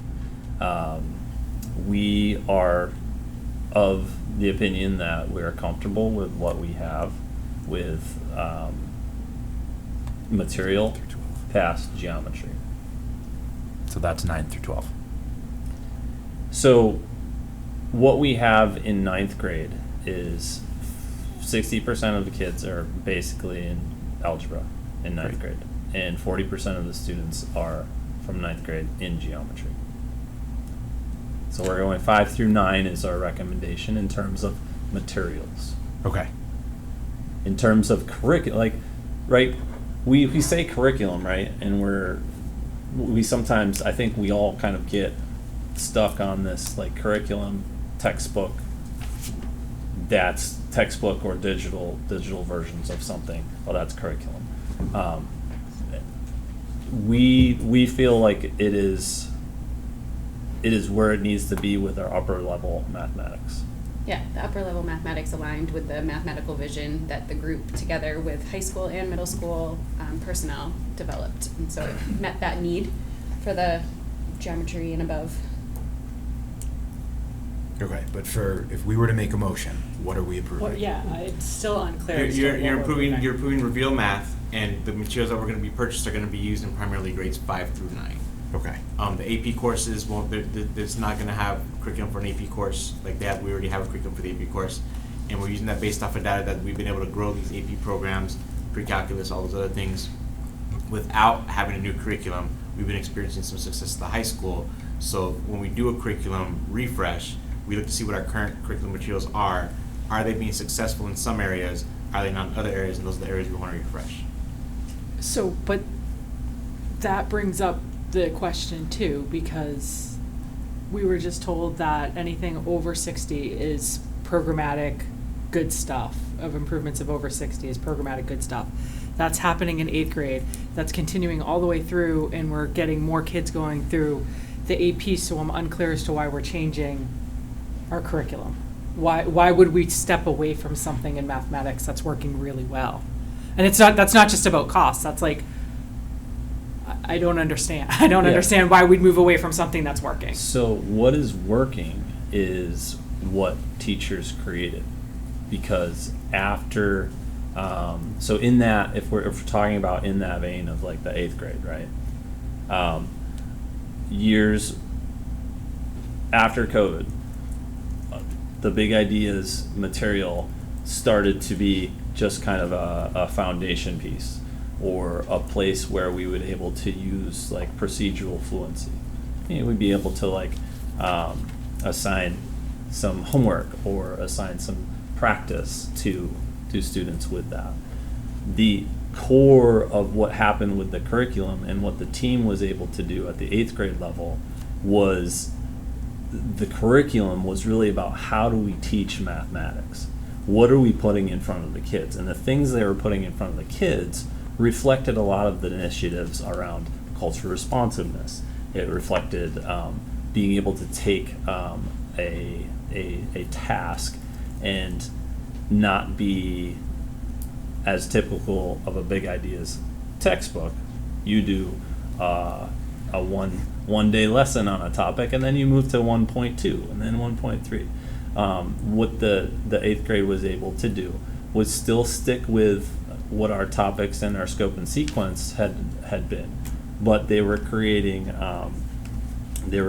curriculum based on a lot of the initiatives and pieces that we were doing. So it was curated by the group within the last 3 to 4 years. That's been, to my assessment, that's been the catalyst, and that's been a lot of the reason for that growth number of 60. When we just look at the MCAS piece, if we just look at the MCAS piece, it's a growth number of 60 and above is. But tell me why we shouldn't just, instead of changing curriculum, tell me why we shouldn't take $150,000, give each of your 15 teachers a $10,000 bonus over 5 years to have you keep doing what you're doing. If what you're doing is working, why would we change it? That's the part I'm struggling with. I hear what you're saying. I think that, there's growth and there's proficiency, right? So we still have a lot of kids not on grade level. And we were paying for, we paid for a curriculum that teachers were no longer really using with fidelity. They were taking parts of that curriculum and creating their own stuff and meshing that together. So that contract's now out. So now we either have to rebuy that curriculum to use pieces of that, which we're not really, like you said, like we're creating our own stuff. Big Ideas is still in, we're going to do a 1-year license for some things to do. Or we pivot and say, okay, we've experienced growth in one grade level, but we're not experiencing proficiency levels that are moving up. And math is getting better over the years, but it's still half of our kids are not on grade level yet. If we're looking at MCAS data. Even if we're looking at STAR data, it's about half of our kids that are still on grade level. So he's experiencing success that they can replicate at the high school, which may be a different model, which I've seen obviously classrooms in the high school, and they are doing very well when I walk into those classrooms and I see the kids doing the work. But other grade levels, there's still some inconsistency there. So we could do what you want to do, and we could say, yeah, we could do that, but I'm not confident, which is why I wanted to move to a curriculum choice of something that wasn't Big Ideas, that it's going to take us to where we want to be ultimately in the end. So but I hear your rationale. I totally get what you're saying. I'd rather pay the teachers than pay a curriculum company. So are we buying a 5 through 12 and we're choosing to only use 5 through 9? No, if it was 5 through 12, it actually would be more money than this. Okay, Yeah. okay. That part's not clear because it says high school Delta Math, which is not connected to the conversation that we've had. So what's high school Delta Math? Because that's in this proposal. Yeah. So in terms of the high school, I added in that piece just because it, to me, What is it about? What is it? What is Delta? What is it? Yeah. She wants to know what So it is. it's a platform that is for teachers to be able to provide some fluency practice, but it also gives support in areas. It's not a mainstay curriculum, it's a supplemental curriculum. So like we have ST Math the elementary level. This is more supplemental for stuff like that. Is that included in this cost, or is that just something that's already in and we don't I have think to this is continue? included in the cost, right? Because we don't pay extra for. I'm not paying extra. He haven't sent me an invoice for. That doesn't mean they're Delta not Math. gonna. Right. No, I included this because over the last few years, I've eliminated 3 different teacher ask for things like this, and basically I've taken those 3, put them into one, and gave this Delta Math piece because it's more high quality, and it gives more support, and it also, when we think about our higher needs kids and also like our multi-language kids, this checks those boxes. So rather than take that out of my math Coakley budget and my high school budget, the Delta Math fits the high school better because in the reveal there's already something built in there, but in the high school this would benefit those teachers and eliminate the other things that I have to deal with that are just worksheet producers, which I do not want to have. So this proposal includes the Delta Math license? It does. Okay. Thank you. Mike, do you have any questions? Great questions. Happy to answer more. None at this time. Okay. I think you just should explore the alternative funding model. Copyright laws have changed, man. Like we can. Well, you'll hear about our next curriculum choice, which is buy another school. So yes. Okay, I'm Motion gonna to give it to approve. the committee, thank you. Joan motions to approve. I'll second. Mike seconds, no further discussion, I will take a voice vote, all those in favor? Aye. 0 abstentions, 0 nays, so that passes 3-0. Thank you very much. Thank you. Thank you. Thanks for everything, Bob.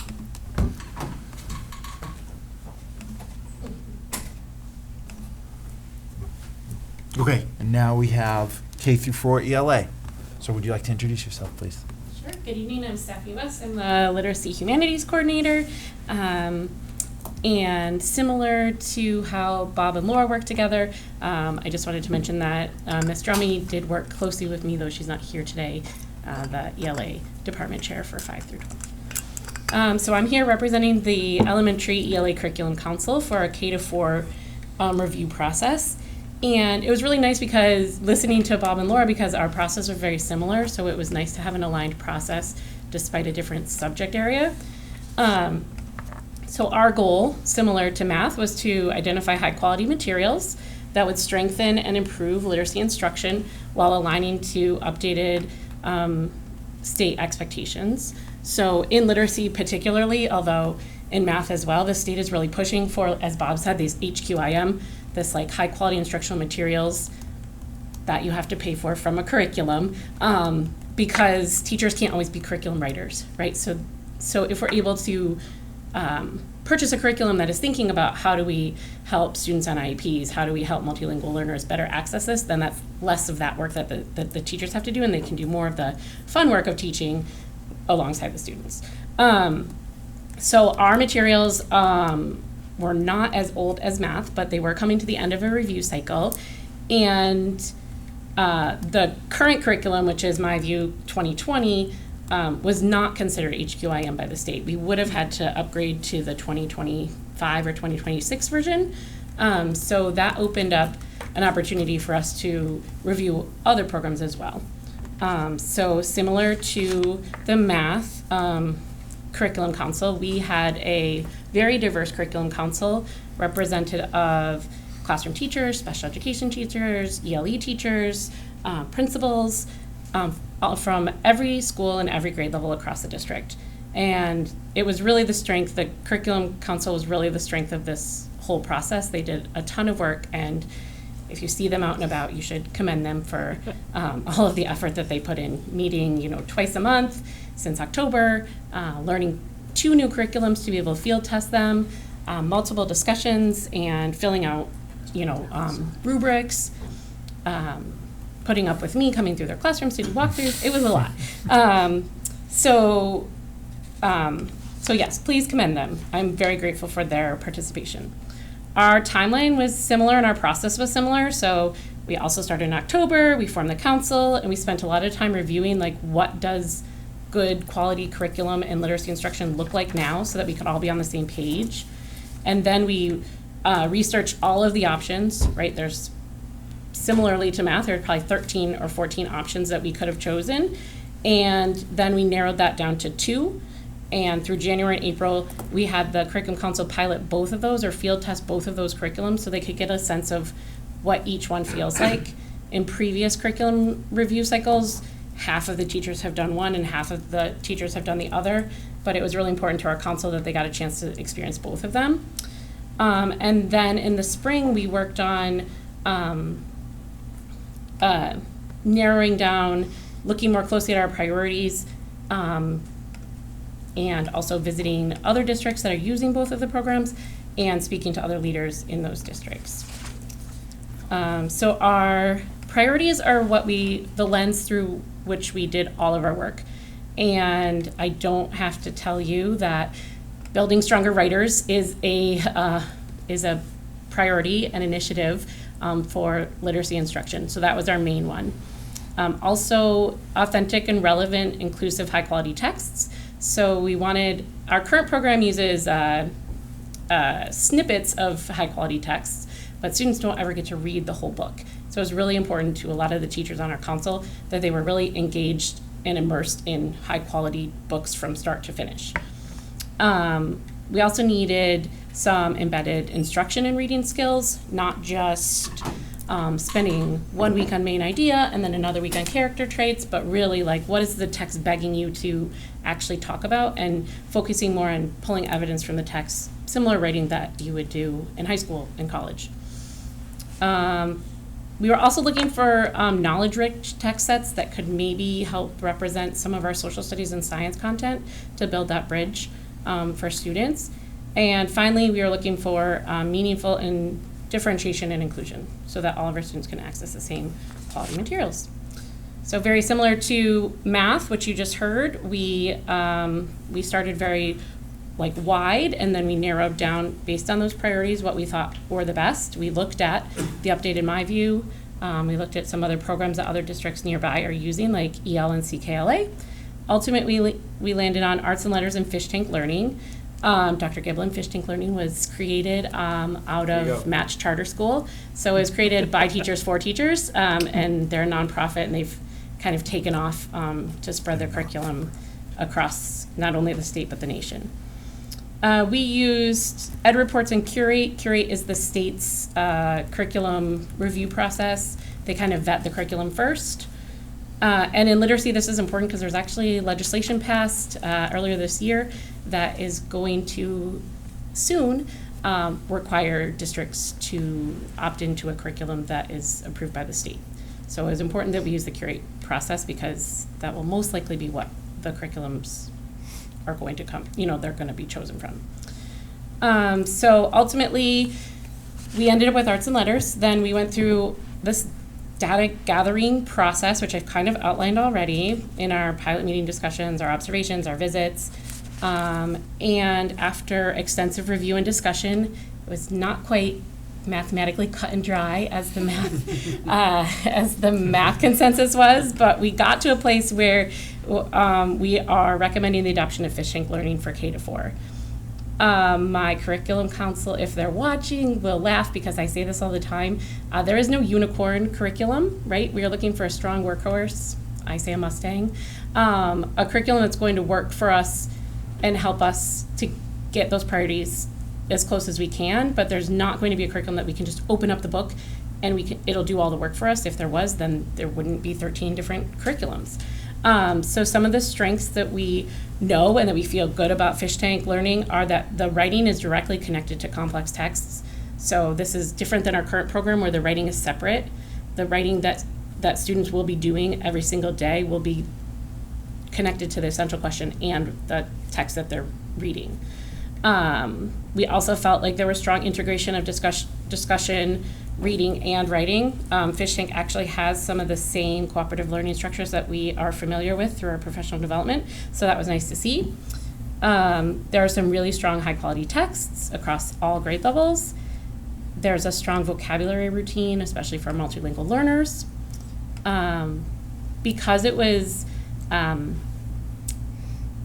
created here in Massachusetts. There's a really strong cross-curricular content, so the things that they're learning in second grade, for instance, come up in second grade science. The things that they're learning in fourth grade come up in fourth grade science and social studies.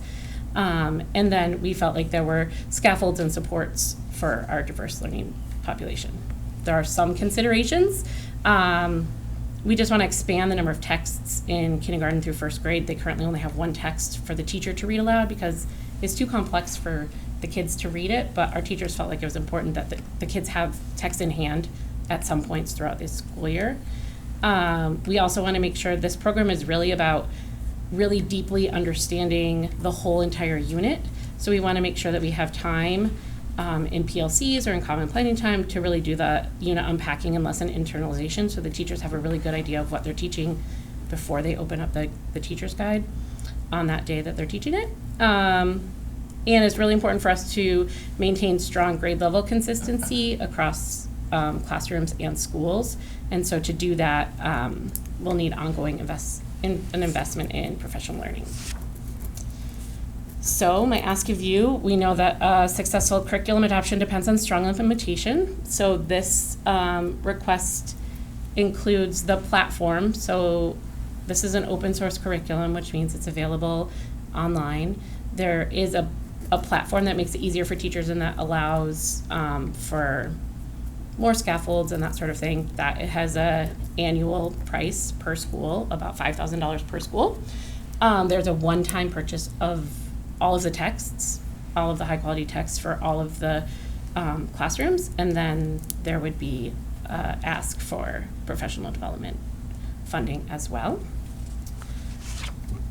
And then I just wanted to also mention, although it's not specifically part of this process, as you might know, we are one of 15 districts that were given the PRISM 1 grant. The goal of that is to make us a model district in terms of how we are supporting our learners hopefully across the next 4 years. And so as part of that work, Little Mustangs Preschool Academy also completed a curriculum review for pre-K, and they are recommending the adoption of Boston Focus for pre-K. That's a curriculum similar to Fish Tank that's come out of the Boston Public Schools and is related to the Playful Learning Institute that they're also involved in. Boston Focus is one of 4 DESE or EEC approved curriculums. And for this ask, all the curriculum materials are funded entirely through the PRISM grant, and it's a requirement of the grant that we provide HQIM to our pre-K program. But I thought it was important that you know that. So in closing, I'm just incredibly grateful to the Curriculum Council and all the staff who were involved in this process. And I feel really strongly that this is going to strengthen literacy instruction and outcomes for all our students across all our elementary schools. Yeah, I would say the teachers, when they were piloting, were really excited about some of these curriculums, and the kids were really excited in the big, thick textbooks that they had. Like, we walked into a 4th grade classroom, they had this big, thick textbook, and they wanted to know what was going on next and kept on reading it. It has different cultures embedded in these different texts, which I really appreciated. And it was definitely about an hour and a half debate, because some teachers wanted arts and letters, other teachers wanted Fish Tank, talked about pros and cons, matched it up with the 5 priorities that they were looking for in this unicorn curriculum that we wanted. And I would say, even though the budget may seem a little high, because Steph had wrote the PRISM grant, we were able to use some of those PRISM funds to buy some of these textbooks, which would offset some of those costs that may feel like it's above budget. Excellent. I just have one clarifying question. Thank you. Before I turn it over to the committee, and if we need to, just afterwards, can I pull you and talk a little bit about HQIM, get a little more info on that? Yeah. Okay. Great. I'll turn it over to the committee. Any questions? That was your question? You said you had a clarifying question. I'm watching time, and I'm going to go down a rabbit hole, so I'm trying to avoid my own rabbit hole. Oh, okay, great. No, as long as Sean says we have the money for this. Do we have the money for this? Yeah, we actually budgeted $250,000 in FY26 and again in FY27, so we could split it across years to be able to fund both curriculums. I'm sure we added those things together, right? Yeah, so we're making a purchase in June. Yep. And with the funds we currently have now in place, and then July 1 we'll place for the other curriculum funds as well. And then again, because we have the PRISM grant, we are going to use some of those monies to buy some of these textbooks for our early literacy grades. So, Do you know which one we'll purchase with this year's funds? We can decide. Okay. It's not it doesn't matter. do you have a rough estimate of how much is being covered under the grant? We're trying to stay under the 500,000 because we had 250, so we're going to try to do at least half of the textbooks. So it's 160,000, so we're going to try to use $80,000 of our grant money to buy those textbooks. And When we're you say confident- try, you mean well, will, right? I want to use the whole 160. Steph doesn't think we use all $160,000, so she's saying 80,000 probably sounds fair. Okay. And so Yeah, or split between textbooks and professional development. As long as the money is there and it's not, yeah, we're scrounging around looking for it. Great. yeah. Do you have any questions? Do you have a plan for early adoption similar to what math is doing? Yeah, we're hoping to have, we actually already have about 15 teachers committed to coming on June 23rd and 24th for 2 days of professional development. And then a smaller group of teachers who would do some summer work, just to make sure that, similar to math, that we're focused on the right things and that we have some supports ready for teachers. Yeah, so what early adopters looks like is the last week of June, we want to bring teachers in for some training, math and ELA. And then what you said, over the summer, what are some things that we need to make sure that we're bolstering up? Like Laura mentioned, what are materials that we're picking because they have such a robust resources, like what are we actually going to streamline for teachers to kind of put guardrails in? And then for, does there need to be more visuals added for our multilingual learners or stuff like that they're going to look and create. Then in August, when all the teachers come back, they'll go through that whole day training, but our early adopters will go through the next phase of the training. So they already will be more advanced than that, so they can take off and run. And then we also are thinking about piloting some of these materials in our summer school program, so teachers and students can see it. So we don't mind if the student sees the story twice and goes through some of the work. So that'll help some teachers that are teaching summer school get familiar with the text and the materials, and then when they start the year, that they'll have an early jump too. We are purchasing $160,000 worth of texts to support this curriculum. What happens to the texts that are supporting our current curriculum? So we don't have actual books, like novels and that sort of thing, that are supporting our current curriculum. They're all consumable books. So they're all, you probably, your children who brought them home, they're paper consumable copies. So our contract is out for that, so we will not be receiving any more. In terms of what are we doing with the teachers' guides and that sort of thing, We've been shopping. We're trying to find somebody that wants to buy the curriculum or at least donate it to someone, right? But I think Dr. Luff can talk about this if we have to declare a surplus or not. But her and I literally met about this earlier today. She's like, I'm trying to find a district that may need curriculum, that wants curriculum, and so that we found someone who will take curriculum if we send it 40 pounds at a time, and we ship it in mail and take care of it. And so we're like, we're not going to do that. And so I would say they've been really busy at work on the curriculum itself and identifying that, now, once we get that going, we can put a market fair value on what we have. We will bring it to you for surplus, and then we will try to find somebody who can use it. Excellent. there used to be more companies that would take your curriculum, you could sell it back to them, but they no longer exist. So that's a little sad. Motion to approve. Second. Okay. Hearing no further discussion, good.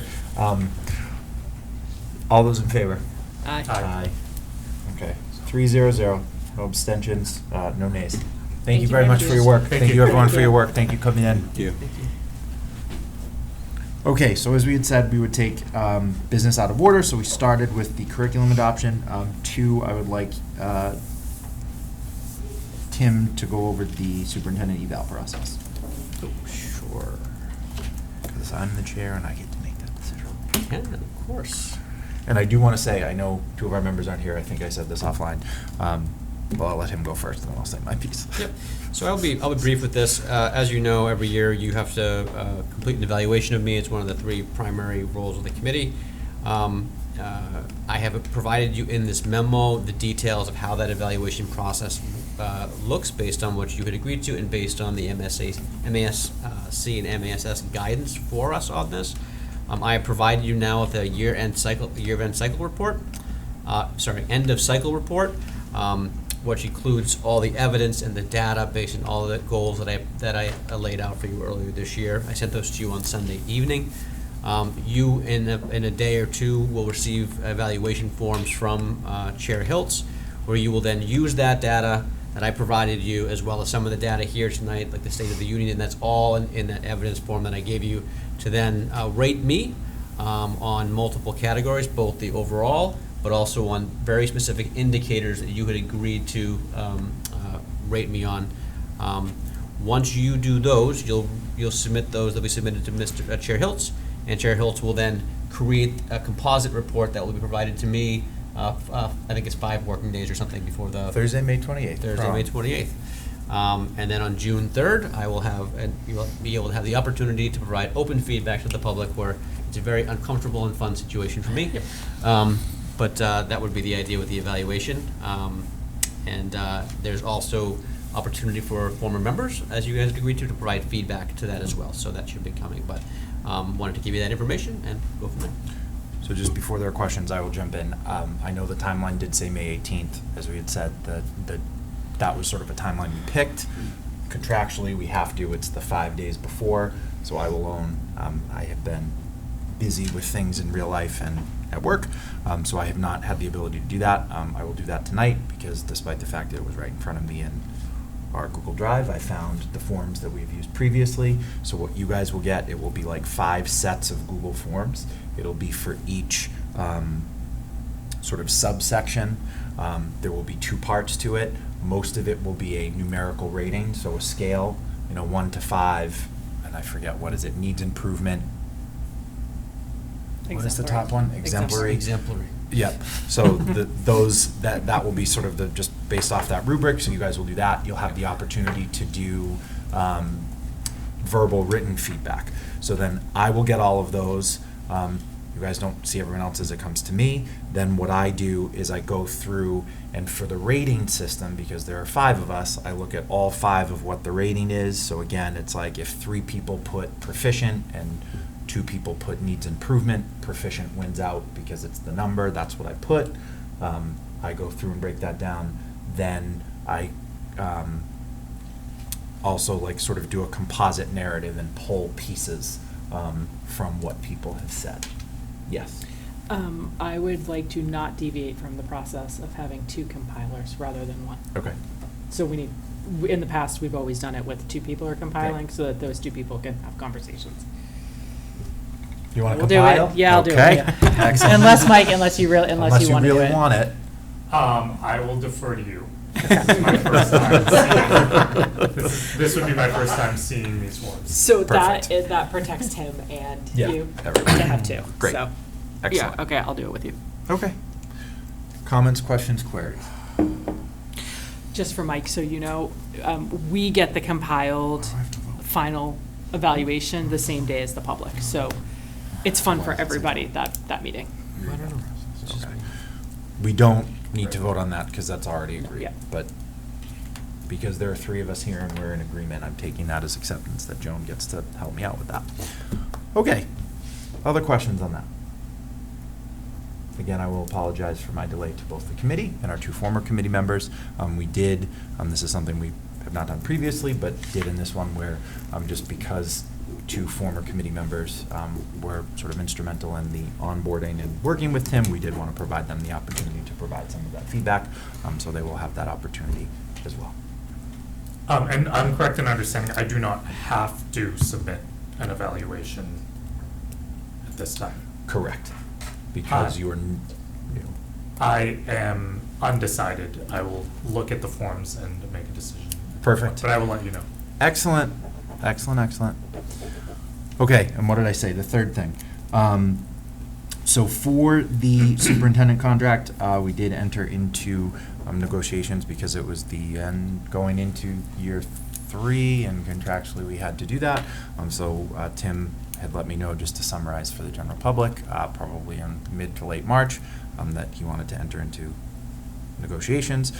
So we did that. We did it back and forth. We, over the past 2 or 3 executive sessions, had some conversations, and tonight we did pass a new contract in executive session. amended. The two big amendments that instead of doing a third year, which 26-27 would have been year 3 of a 3-year contract, we tore up year 3, which we are legally allowed to do, and we made year 3 year 1 of a new 5-year contract. So that was one of Tim's asks, and along with that, we locked in a COLA, a cost of living increase that is 3% each of those 5 years. So we do need to formally take a vote now. So from what I had showed you in executive session, I will entertain a motion, but if there are any questions, comments before we do that. Motion to approve the superintendent contract that we voted on in executive session. Okay, Joan. Motion, do I have a second? And I will second. Okay, Mike seconds. Any further discussion or questions? Hearing and seeing none, because there are 3 of us and we are all present, I will entertain a voice vote. All those in favor? Aye. Aye.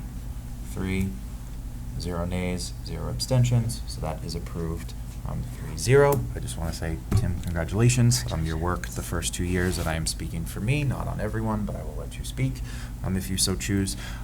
Your work with everything, I think it's incredibly difficult to move districts and jump in at any level, to have to do it as a superintendent, to come in with quite a bit of change and quite a things already going on. A middle school building project as a result of a middle school building project, and a move into a new middle school, a redistricting, reshuffling, reorganization of our elementary schools as a result of that, just to name a few big things. And you have handled it with class and grace, and have been a wonderful addition to the district, and as well as your leadership. So thank you. I'll just say congratulations. Congratulations, and your leadership over the next 5 years, including stewardship of the strategic plan we just approved. I think those 2 things will go hand in hand, and you are certainly the right person to lead that effort. I just want to thank you all for having your faith and trust in me to lead for the next 5 years. I love Norwood. I love the staff at Norwood. I love the students in Norwood and the entire community. So I just truly appreciate it from the bottom of my heart. So thank you. Congratulations. And I will turn it over to you, still in business, with the end of the year State of the Union review. Do you want to do the long-term agenda? Oh, yeah. Sorry. There it is. Can we skip long-term agenda? Yes, do you want it? Yes. Okay. All right, so Dr. Munoz is going to walk us through our end-of-the-year State of the Union. He'll just go through the highlights on the memo. Yes. But this, just as an aside, this is our culminating kind of data set that we're going to use to drive this into next year. There's like 154 slides, so it's not something that we're going to present. So want me to go one by one? I want you to go bullet point by bullet point. But I will share that, our administrative team went through this. We're going to continue to walk through the data as we go to really pinpoint and target everything we want to meet the action steps in our strategic plan for the near future. So. Yeah, not only did our administrative team go through it this morning, right before that, our school-based elementary folks were here with their interventionist reading specialists and Title I teachers to look through the end of the year data and begin to start planning for next year and what worked and what didn't and how they're going to continually improve their schools. So this has been very useful for us in multiple ways. So a quick couple highlights. This is our Norwood State of the Union, and you'll see that some of the slides in here, if you ever want to take the time to go through them, we'll show you similar data from winter because we have our SIMS data that we report in October. That doesn't necessarily change, but basically it's some of the academic data that has changed, including some of our like access scores we've gotten that are now in that data that you can see as well. So going through the highlights really quick, our students just finished up last week the DIBELS testing, which is a a kindergarten through 4th grade foundational reading skills assessment. And we have some celebrations here. So 75% of our grade 1 students finished the year at or above benchmark in reading, which is fantastic. I expect similar results from the Willett kindergarten, but they are currently testing and they won't be done for another 2 weeks. So that's why we don't have their data. They don't have to worry about MCAS. They can kind of just take their time and do their data so that the Willett's not here. Grades 1 and 2 reading scores improved compared to the previous year. 40% of students who began the year below benchmark have moved into benchmark or above benchmark categories by the end of the year. So 40% of our kids that were not meeting benchmark are now currently on or above benchmark, which which is fantastic. In the math, we are using a new data system that we are in our second year of using called MClass. It's by the same company that does Dibbles, so it gives us a similar type of report for math data, and we're using it in kindergarten through first grade right now. We're going to expand it to second grade next year. Kindergarten has increased the number of students above benchmark while reducing the number of students in the well below benchmark category.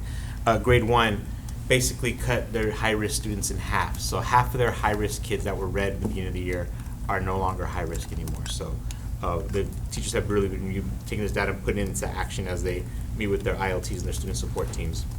63% of kindergarten students and 66% of grade 1 students are at or above benchmark now. So we are confident that we're sending those kids off to the next grade level with some really good sharp math skills. Our PLCs, so we all know that this is our first year piloting PLCs, and so we actually had all those teachers in April take a survey, and so we had over 200 people respond to the survey, and what we found out is that 75% of the staff really agreed or strongly agreed that PLCs are impacting student learning, and 68% reported that it always leads to actionable instructional next steps. So writing was actually a focus in a lot of our PLCs at some of the grade levels, and so they were seeing next steps, what to do. I know what I'm going to do tomorrow in classroom, I know what I'm going to do next week in the classroom, and then come back and report to their groups and talk about what worked and what didn't work. We collaborated on, curriculum alignment, instructional strategies. Those are valuable outcomes of PLC participation, and it didn't matter if it was a special education PLC or an elementary PLC, or our department chairs obviously already have. They're like-minded groups, so they get to have their PLCs. Bob mentioned it earlier, how he uses the math PLC, and they were using it for the curriculum review process this year, so we had all the math teachers in on those conversations. So PLCs are something we're going to continue next year, as you know from our PD calendar, and we're just going to continue to find more ways to get teachers in the room together to talk about some of these effective strategies. I'm so happy we implemented this year. I will just say, putting experts in the room and giving them the autonomy and the ability to say, this is what we need to do. JJ, this is what we need to do, Tim, right, to really drive our district forward. It's making all the difference for that. So I'm excited. Yeah. Inclusive practices and student supports. So, this is part of our some of our surveys that we had, but also in the slide deck as well. We know that at 3/4 of our kids, 75% are inclusion students, which is what we want to do. We want to continue to have an inclusion setting. Our out-of-district placements obviously remain stable from the last 3 years. We know that one kid can cost a lot of money, though, but the number of kids are staying stable, which is what we want to see, if not get reduced. And then our family survey responses, which we just implemented on Monday, we already have about 150 responses, if not more, 170, I believe, responses, and they have till Friday to complete their survey. And every school's been represented so far in the survey, but they have strong perceptions of student belonging, respect, and safety. Almost every family member that did the survey said they had adequate access to counseling and nursing services. That was a question that we added in based off the student services audit. We added about 5 questions to families that were from the student services audit that were recommended that we would survey families on. That was just one of those questions. And teachers also reported strong confidence because now we have teacher survey results that are coming in right now. I think we had about 120 teachers so far surveyed that had submitted a survey, and their ability to support diverse learners and adapt instructional practices to students' needs, because we always want to see, are we making sure that we are supporting our teachers and equipping them with the right strategies to teach all of our students.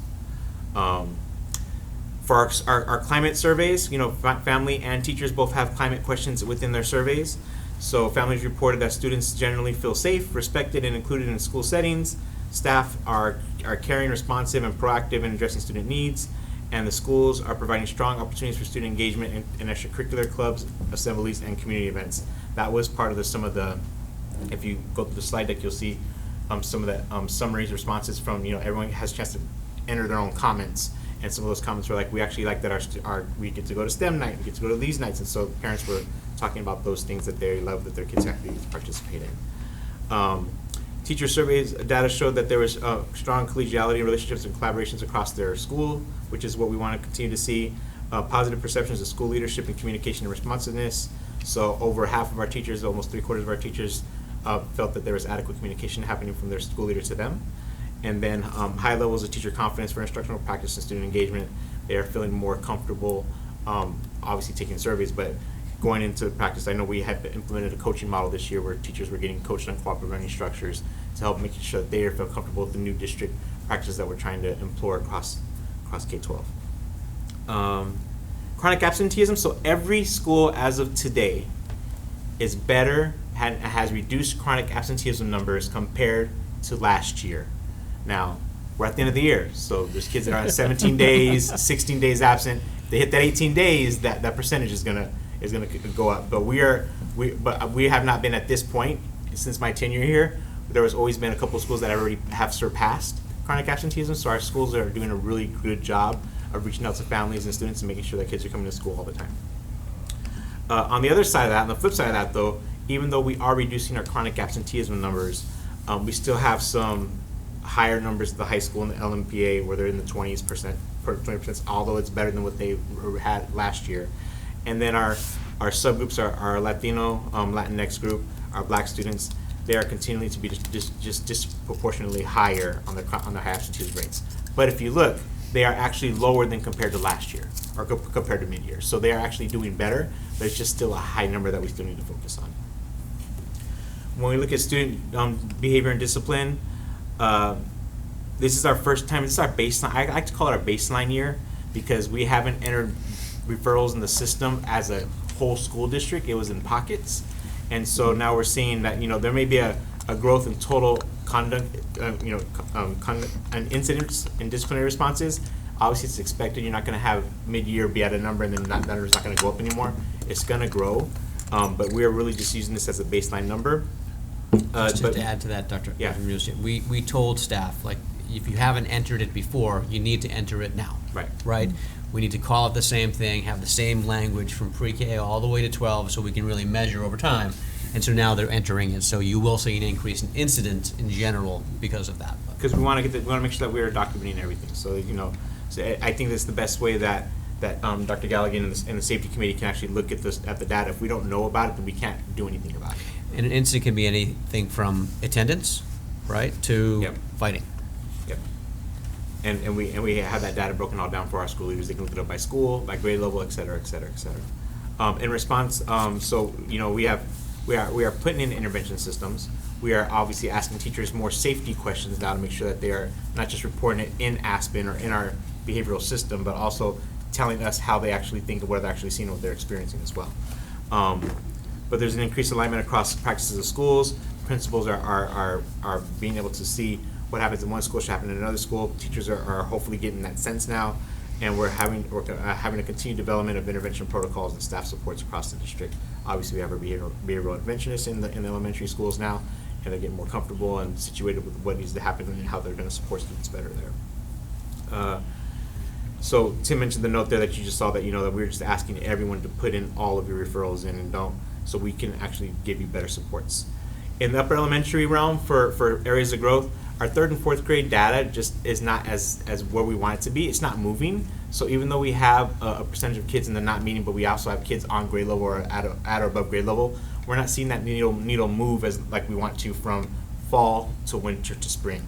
So there's too many students that still remain low. So we are talking about that. We had a meeting about that this morning when we talked about our reflection for the year and what teams are doing, and they're already thinking about how they're going to use a win block, a what I need block, and how they're going to intervene and how they're going to do push-in services or pull-out services or support the classroom teachers with some tier 1 instruction skills, tier 1 instruction that may look at something different with some reading skills. So, that's basically what I just said right now. We're going to, obviously, looking at vertical alignment. We've had a coach come in and coach kindergarten through 2nd grade teachers, but it has not worked with the 3rd and 4th grade teachers yet. So that's our next step, is to have that coach work with those teachers as well. That is through our PRISM grant. And there's been a lot of success in highly rated professional development and modeling as well that are happening in those grade levels that we're going to continue to expand across our district. So we'll have our intervention support, our implementation supports, and then I think that now that we have Mustang metrics and teachers have been using it a lot more, that is going to help drive the conversation on data-informed instruction in our schools. For family communication and engagement, there's the themes that we had that we saw across the surveys were a desire. So there was a double here where some parents were like, we have too much communication, and other parents are like, we have plenty of communication. Like, it's great. Like, we need more of it. So I want to hear about more things. And so it's we want to hear the parents. We want to hear what they have to think. And so I think that we'll sit with that. Parent Square was the driver of all communication. School Parent Square was the most choice pick for saying how they're going to get their communication, for whether it's district, whether it's teacher, whether it's school. It was the school choice that was selected highly, and yet some people said it's not clear enough. Some people said it's rarely clear. I wish I had more. There were concerns regarding digital platforms, and this fell right into our lap with our strategic planning. That the parents were like, listen, we don't want our kids on the screen all the time. And in fact, talking to school leaders this morning, the kindergarten families that are now transitioning over to our schools next year were asking principals about this question: how long are kids on the computer? And so there's definitely a topic of that, not just circling the state, but circling our school district as well. And lastly, request for the teachers said, hey, we need work to be harder. Our parents said we need work to be harder. We want academic rigor, we want enrichment opportunities, and we want individualized support, but they don't want to have it too easy for kids. They want to actually keep on pushing kids, which is something that we want to support our parents doing, and I know our teachers want to do too. So the next step is obviously we have our PLC structures. We're going to strengthen them. We're going to get clearer goals. We're going to give some more PLC facilitator professional development early on in the year to help make sure they're better prepared to work with their teaching teams. We're going to take our assessment data. We're not going to do more assessments. We're going to take our assessments and use them strategically to drive our intervention and enrichment decisions. We have our new curriculum, so this is where it's gonna. We don't know what it looks like, right? So we can take a dip, or we can just blow up with with our data. So when the new curriculum comes in, I am confident though by watching the pilots that we will have some positive success with our new curriculum early on. Sometimes school districts don't have that, but I'm positive that we will. We're going to continue to do behavioral and intervention and attendance supports across all schools, enhancing communication systems and strengthening friendly partnerships. As part of our strategic plans, so that's something that Dr. Galligan will help work on with teachers and school leaders as well, and then maintaining a strong focus on inclusive practice and equitable access across supports and opportunities. And if there's any other questions, I will be more than happy to answer if any of you guys went through the deck. Thank you. Are there any questions from the committee? I'll just say that there is a lot of positive, there are a lot of positive trends in here. Obviously a lot of work to do, particularly on that 3rd and 4th grade reading. The new curriculum, do you think that will address or begin to address that deficit? I do. I think that there's two things in the new curriculum that I saw that I haven't seen consistently implemented in our classrooms. One is the ability to write every single day. Right now, we have our scheduling block is we have reading instruction and then we have a separate writing instruction block, right? This is all infused, so you're actually reading the text and then you got to write in response to it.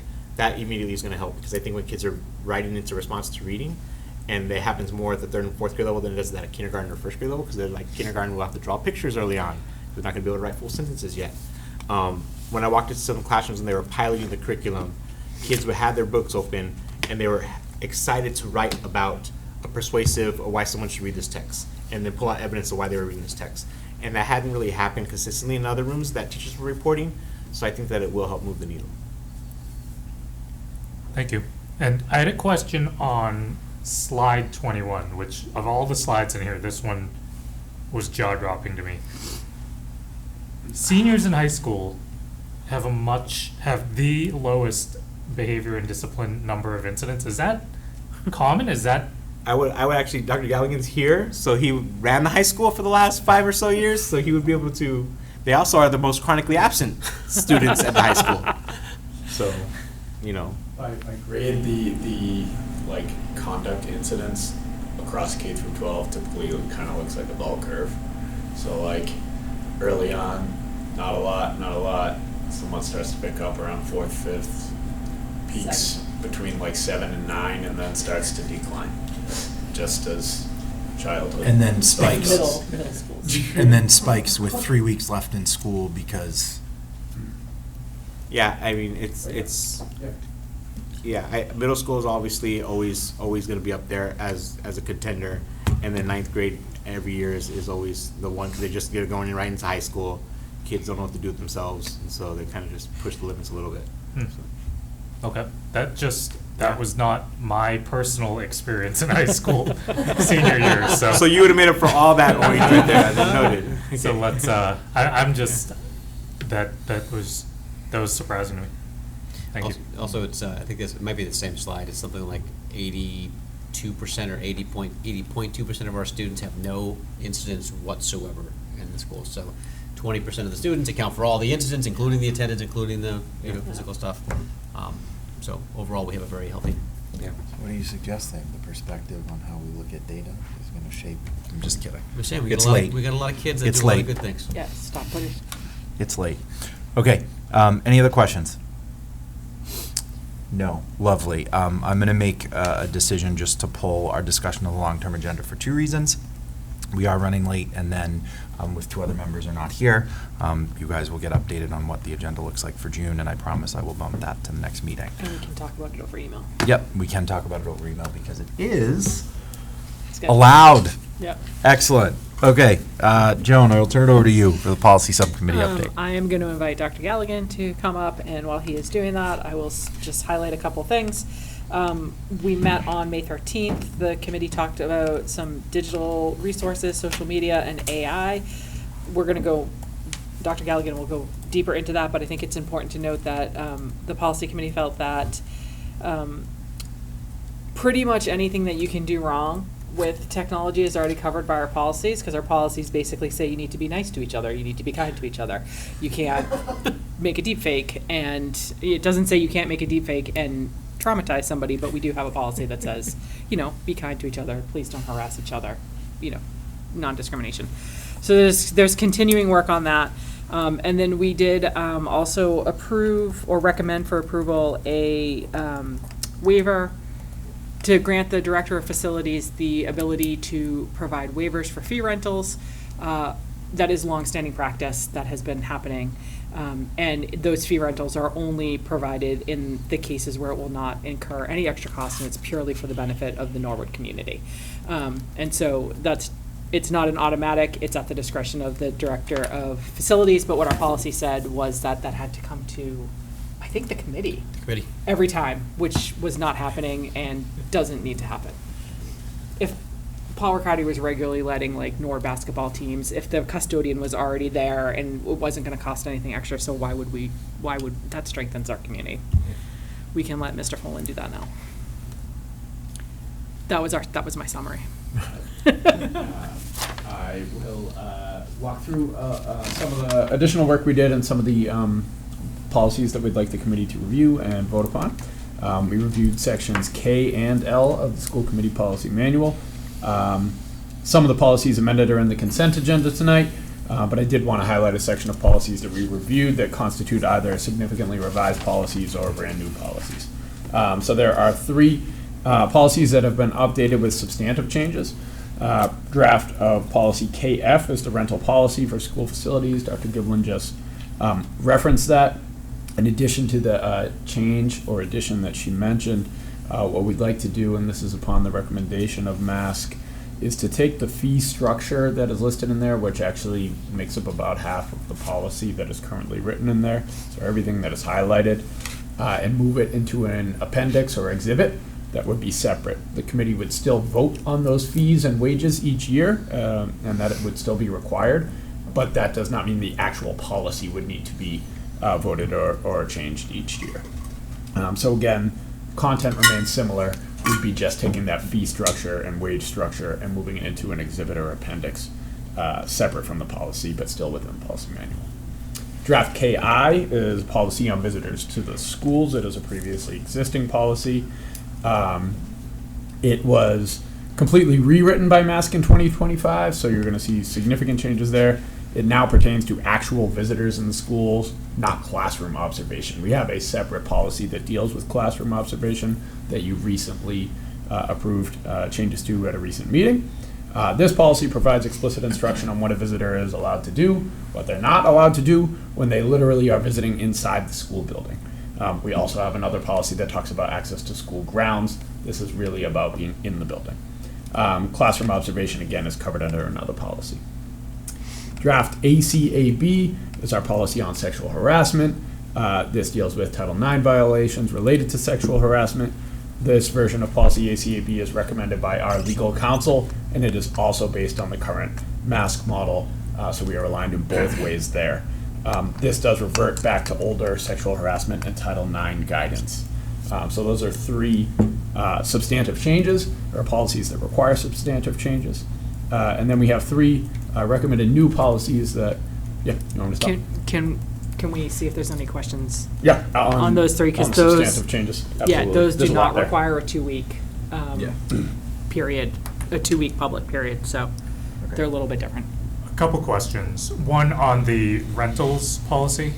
I don't see the new Coakley turf field in the schedule here. Is that up for rental, or is that being reserved for school use only? So the Coakley turf field technically is not the school's field. That is technically the recreation department access to that field. Okay, so that is right, but the gymnasium is within the school. That's correct. Yes. Gotcha. There's a reference in that same policy to 100, okay, Tier 2, nonprofit Norwood community groups. Any nonprofit group, organization, or activities composed entirely 100% of members who are town of Norwood residents. Is that too specific? For example, there are participants of Norwood Youth Soccer who have a waiver to participate even though they technically reside in a different town.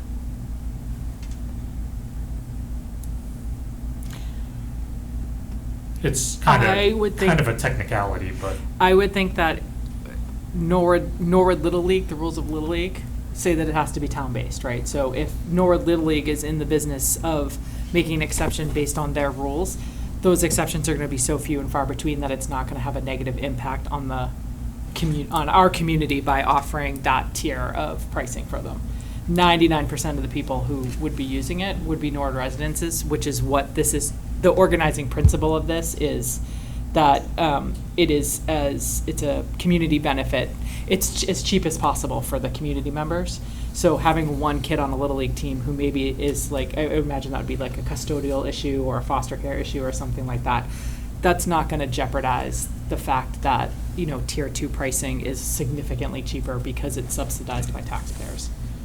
sure, I'm just wondering if we strike that entirely 100% language so as not to invite. So I wouldn't, only because we don't ask for residences. We don't ask for a roster from Norwood Little League or from Norwood Basketball Association. We don't ask for a roster from them of the names, ages, and physical custody location of every single person on that team. We assume that Norwood Basketball is following the community kind of engagement rules. And I don't know if we want to get into the 100%. What the 100% does is it just preserves. Well, if I was It's Norwood. Walpole and I wanted to get a cheaper rate on a Norwood thing, I would say, hey, well, you Norwood could come on over to mine and get one Norwood resident, right? And then all of a sudden, they could get Tier 2, so to speak. Because if you just say composed of members who are town of Norwood residents, it just takes one. And then you're trying to determine who and how many.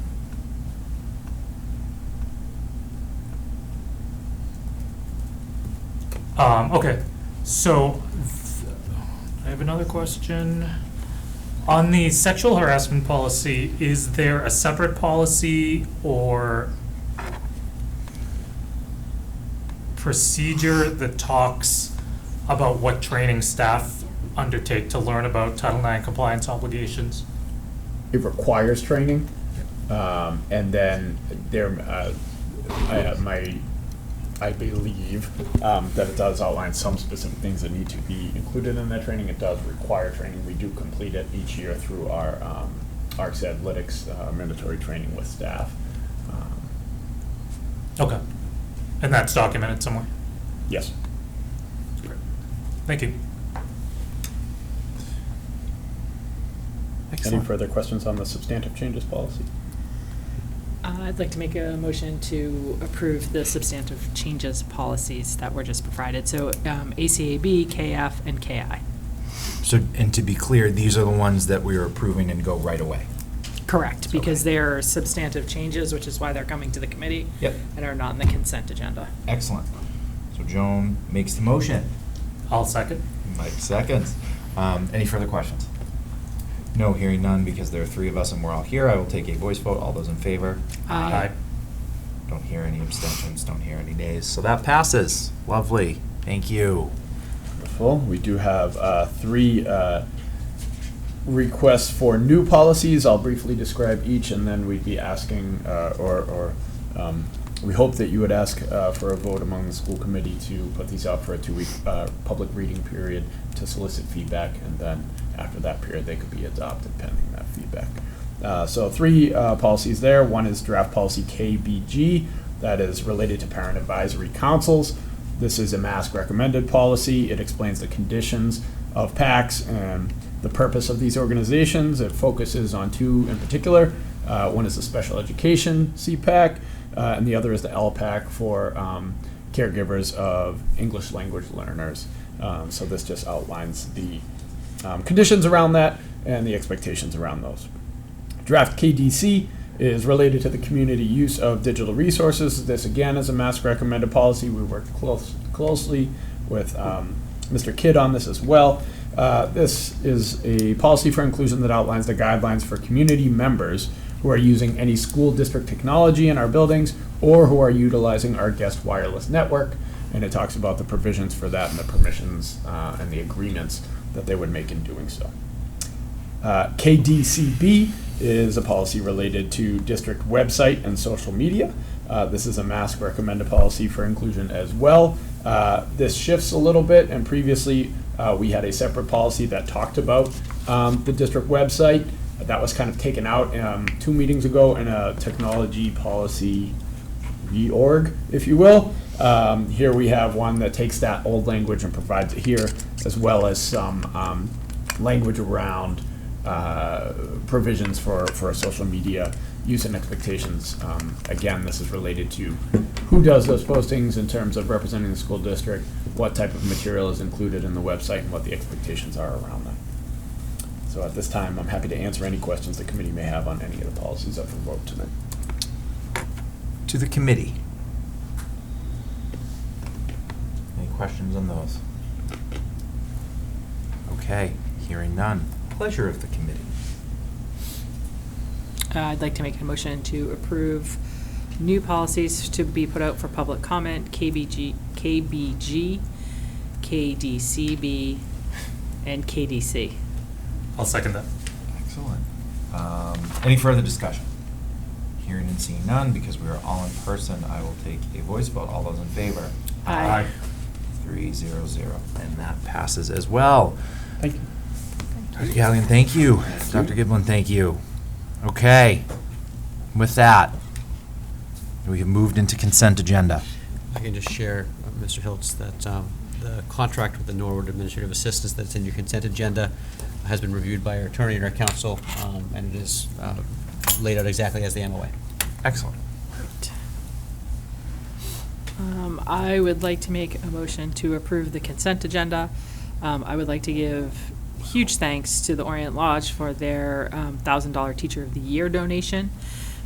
That is always a fun event. And to Bay State Textiles for our April rebate of $835.50. That's actually really a thank you to everybody who donates their clothes and drops them in those boxes. That's where that money comes from. And there are policies listed in the consent agenda, but those were updated with pronoun changes, cross-references, nothing substantive. Excellent. I will move that we approve the consent agenda as listed in the agenda. Perfect. Yeah, I'll second. Great. Any further discussion?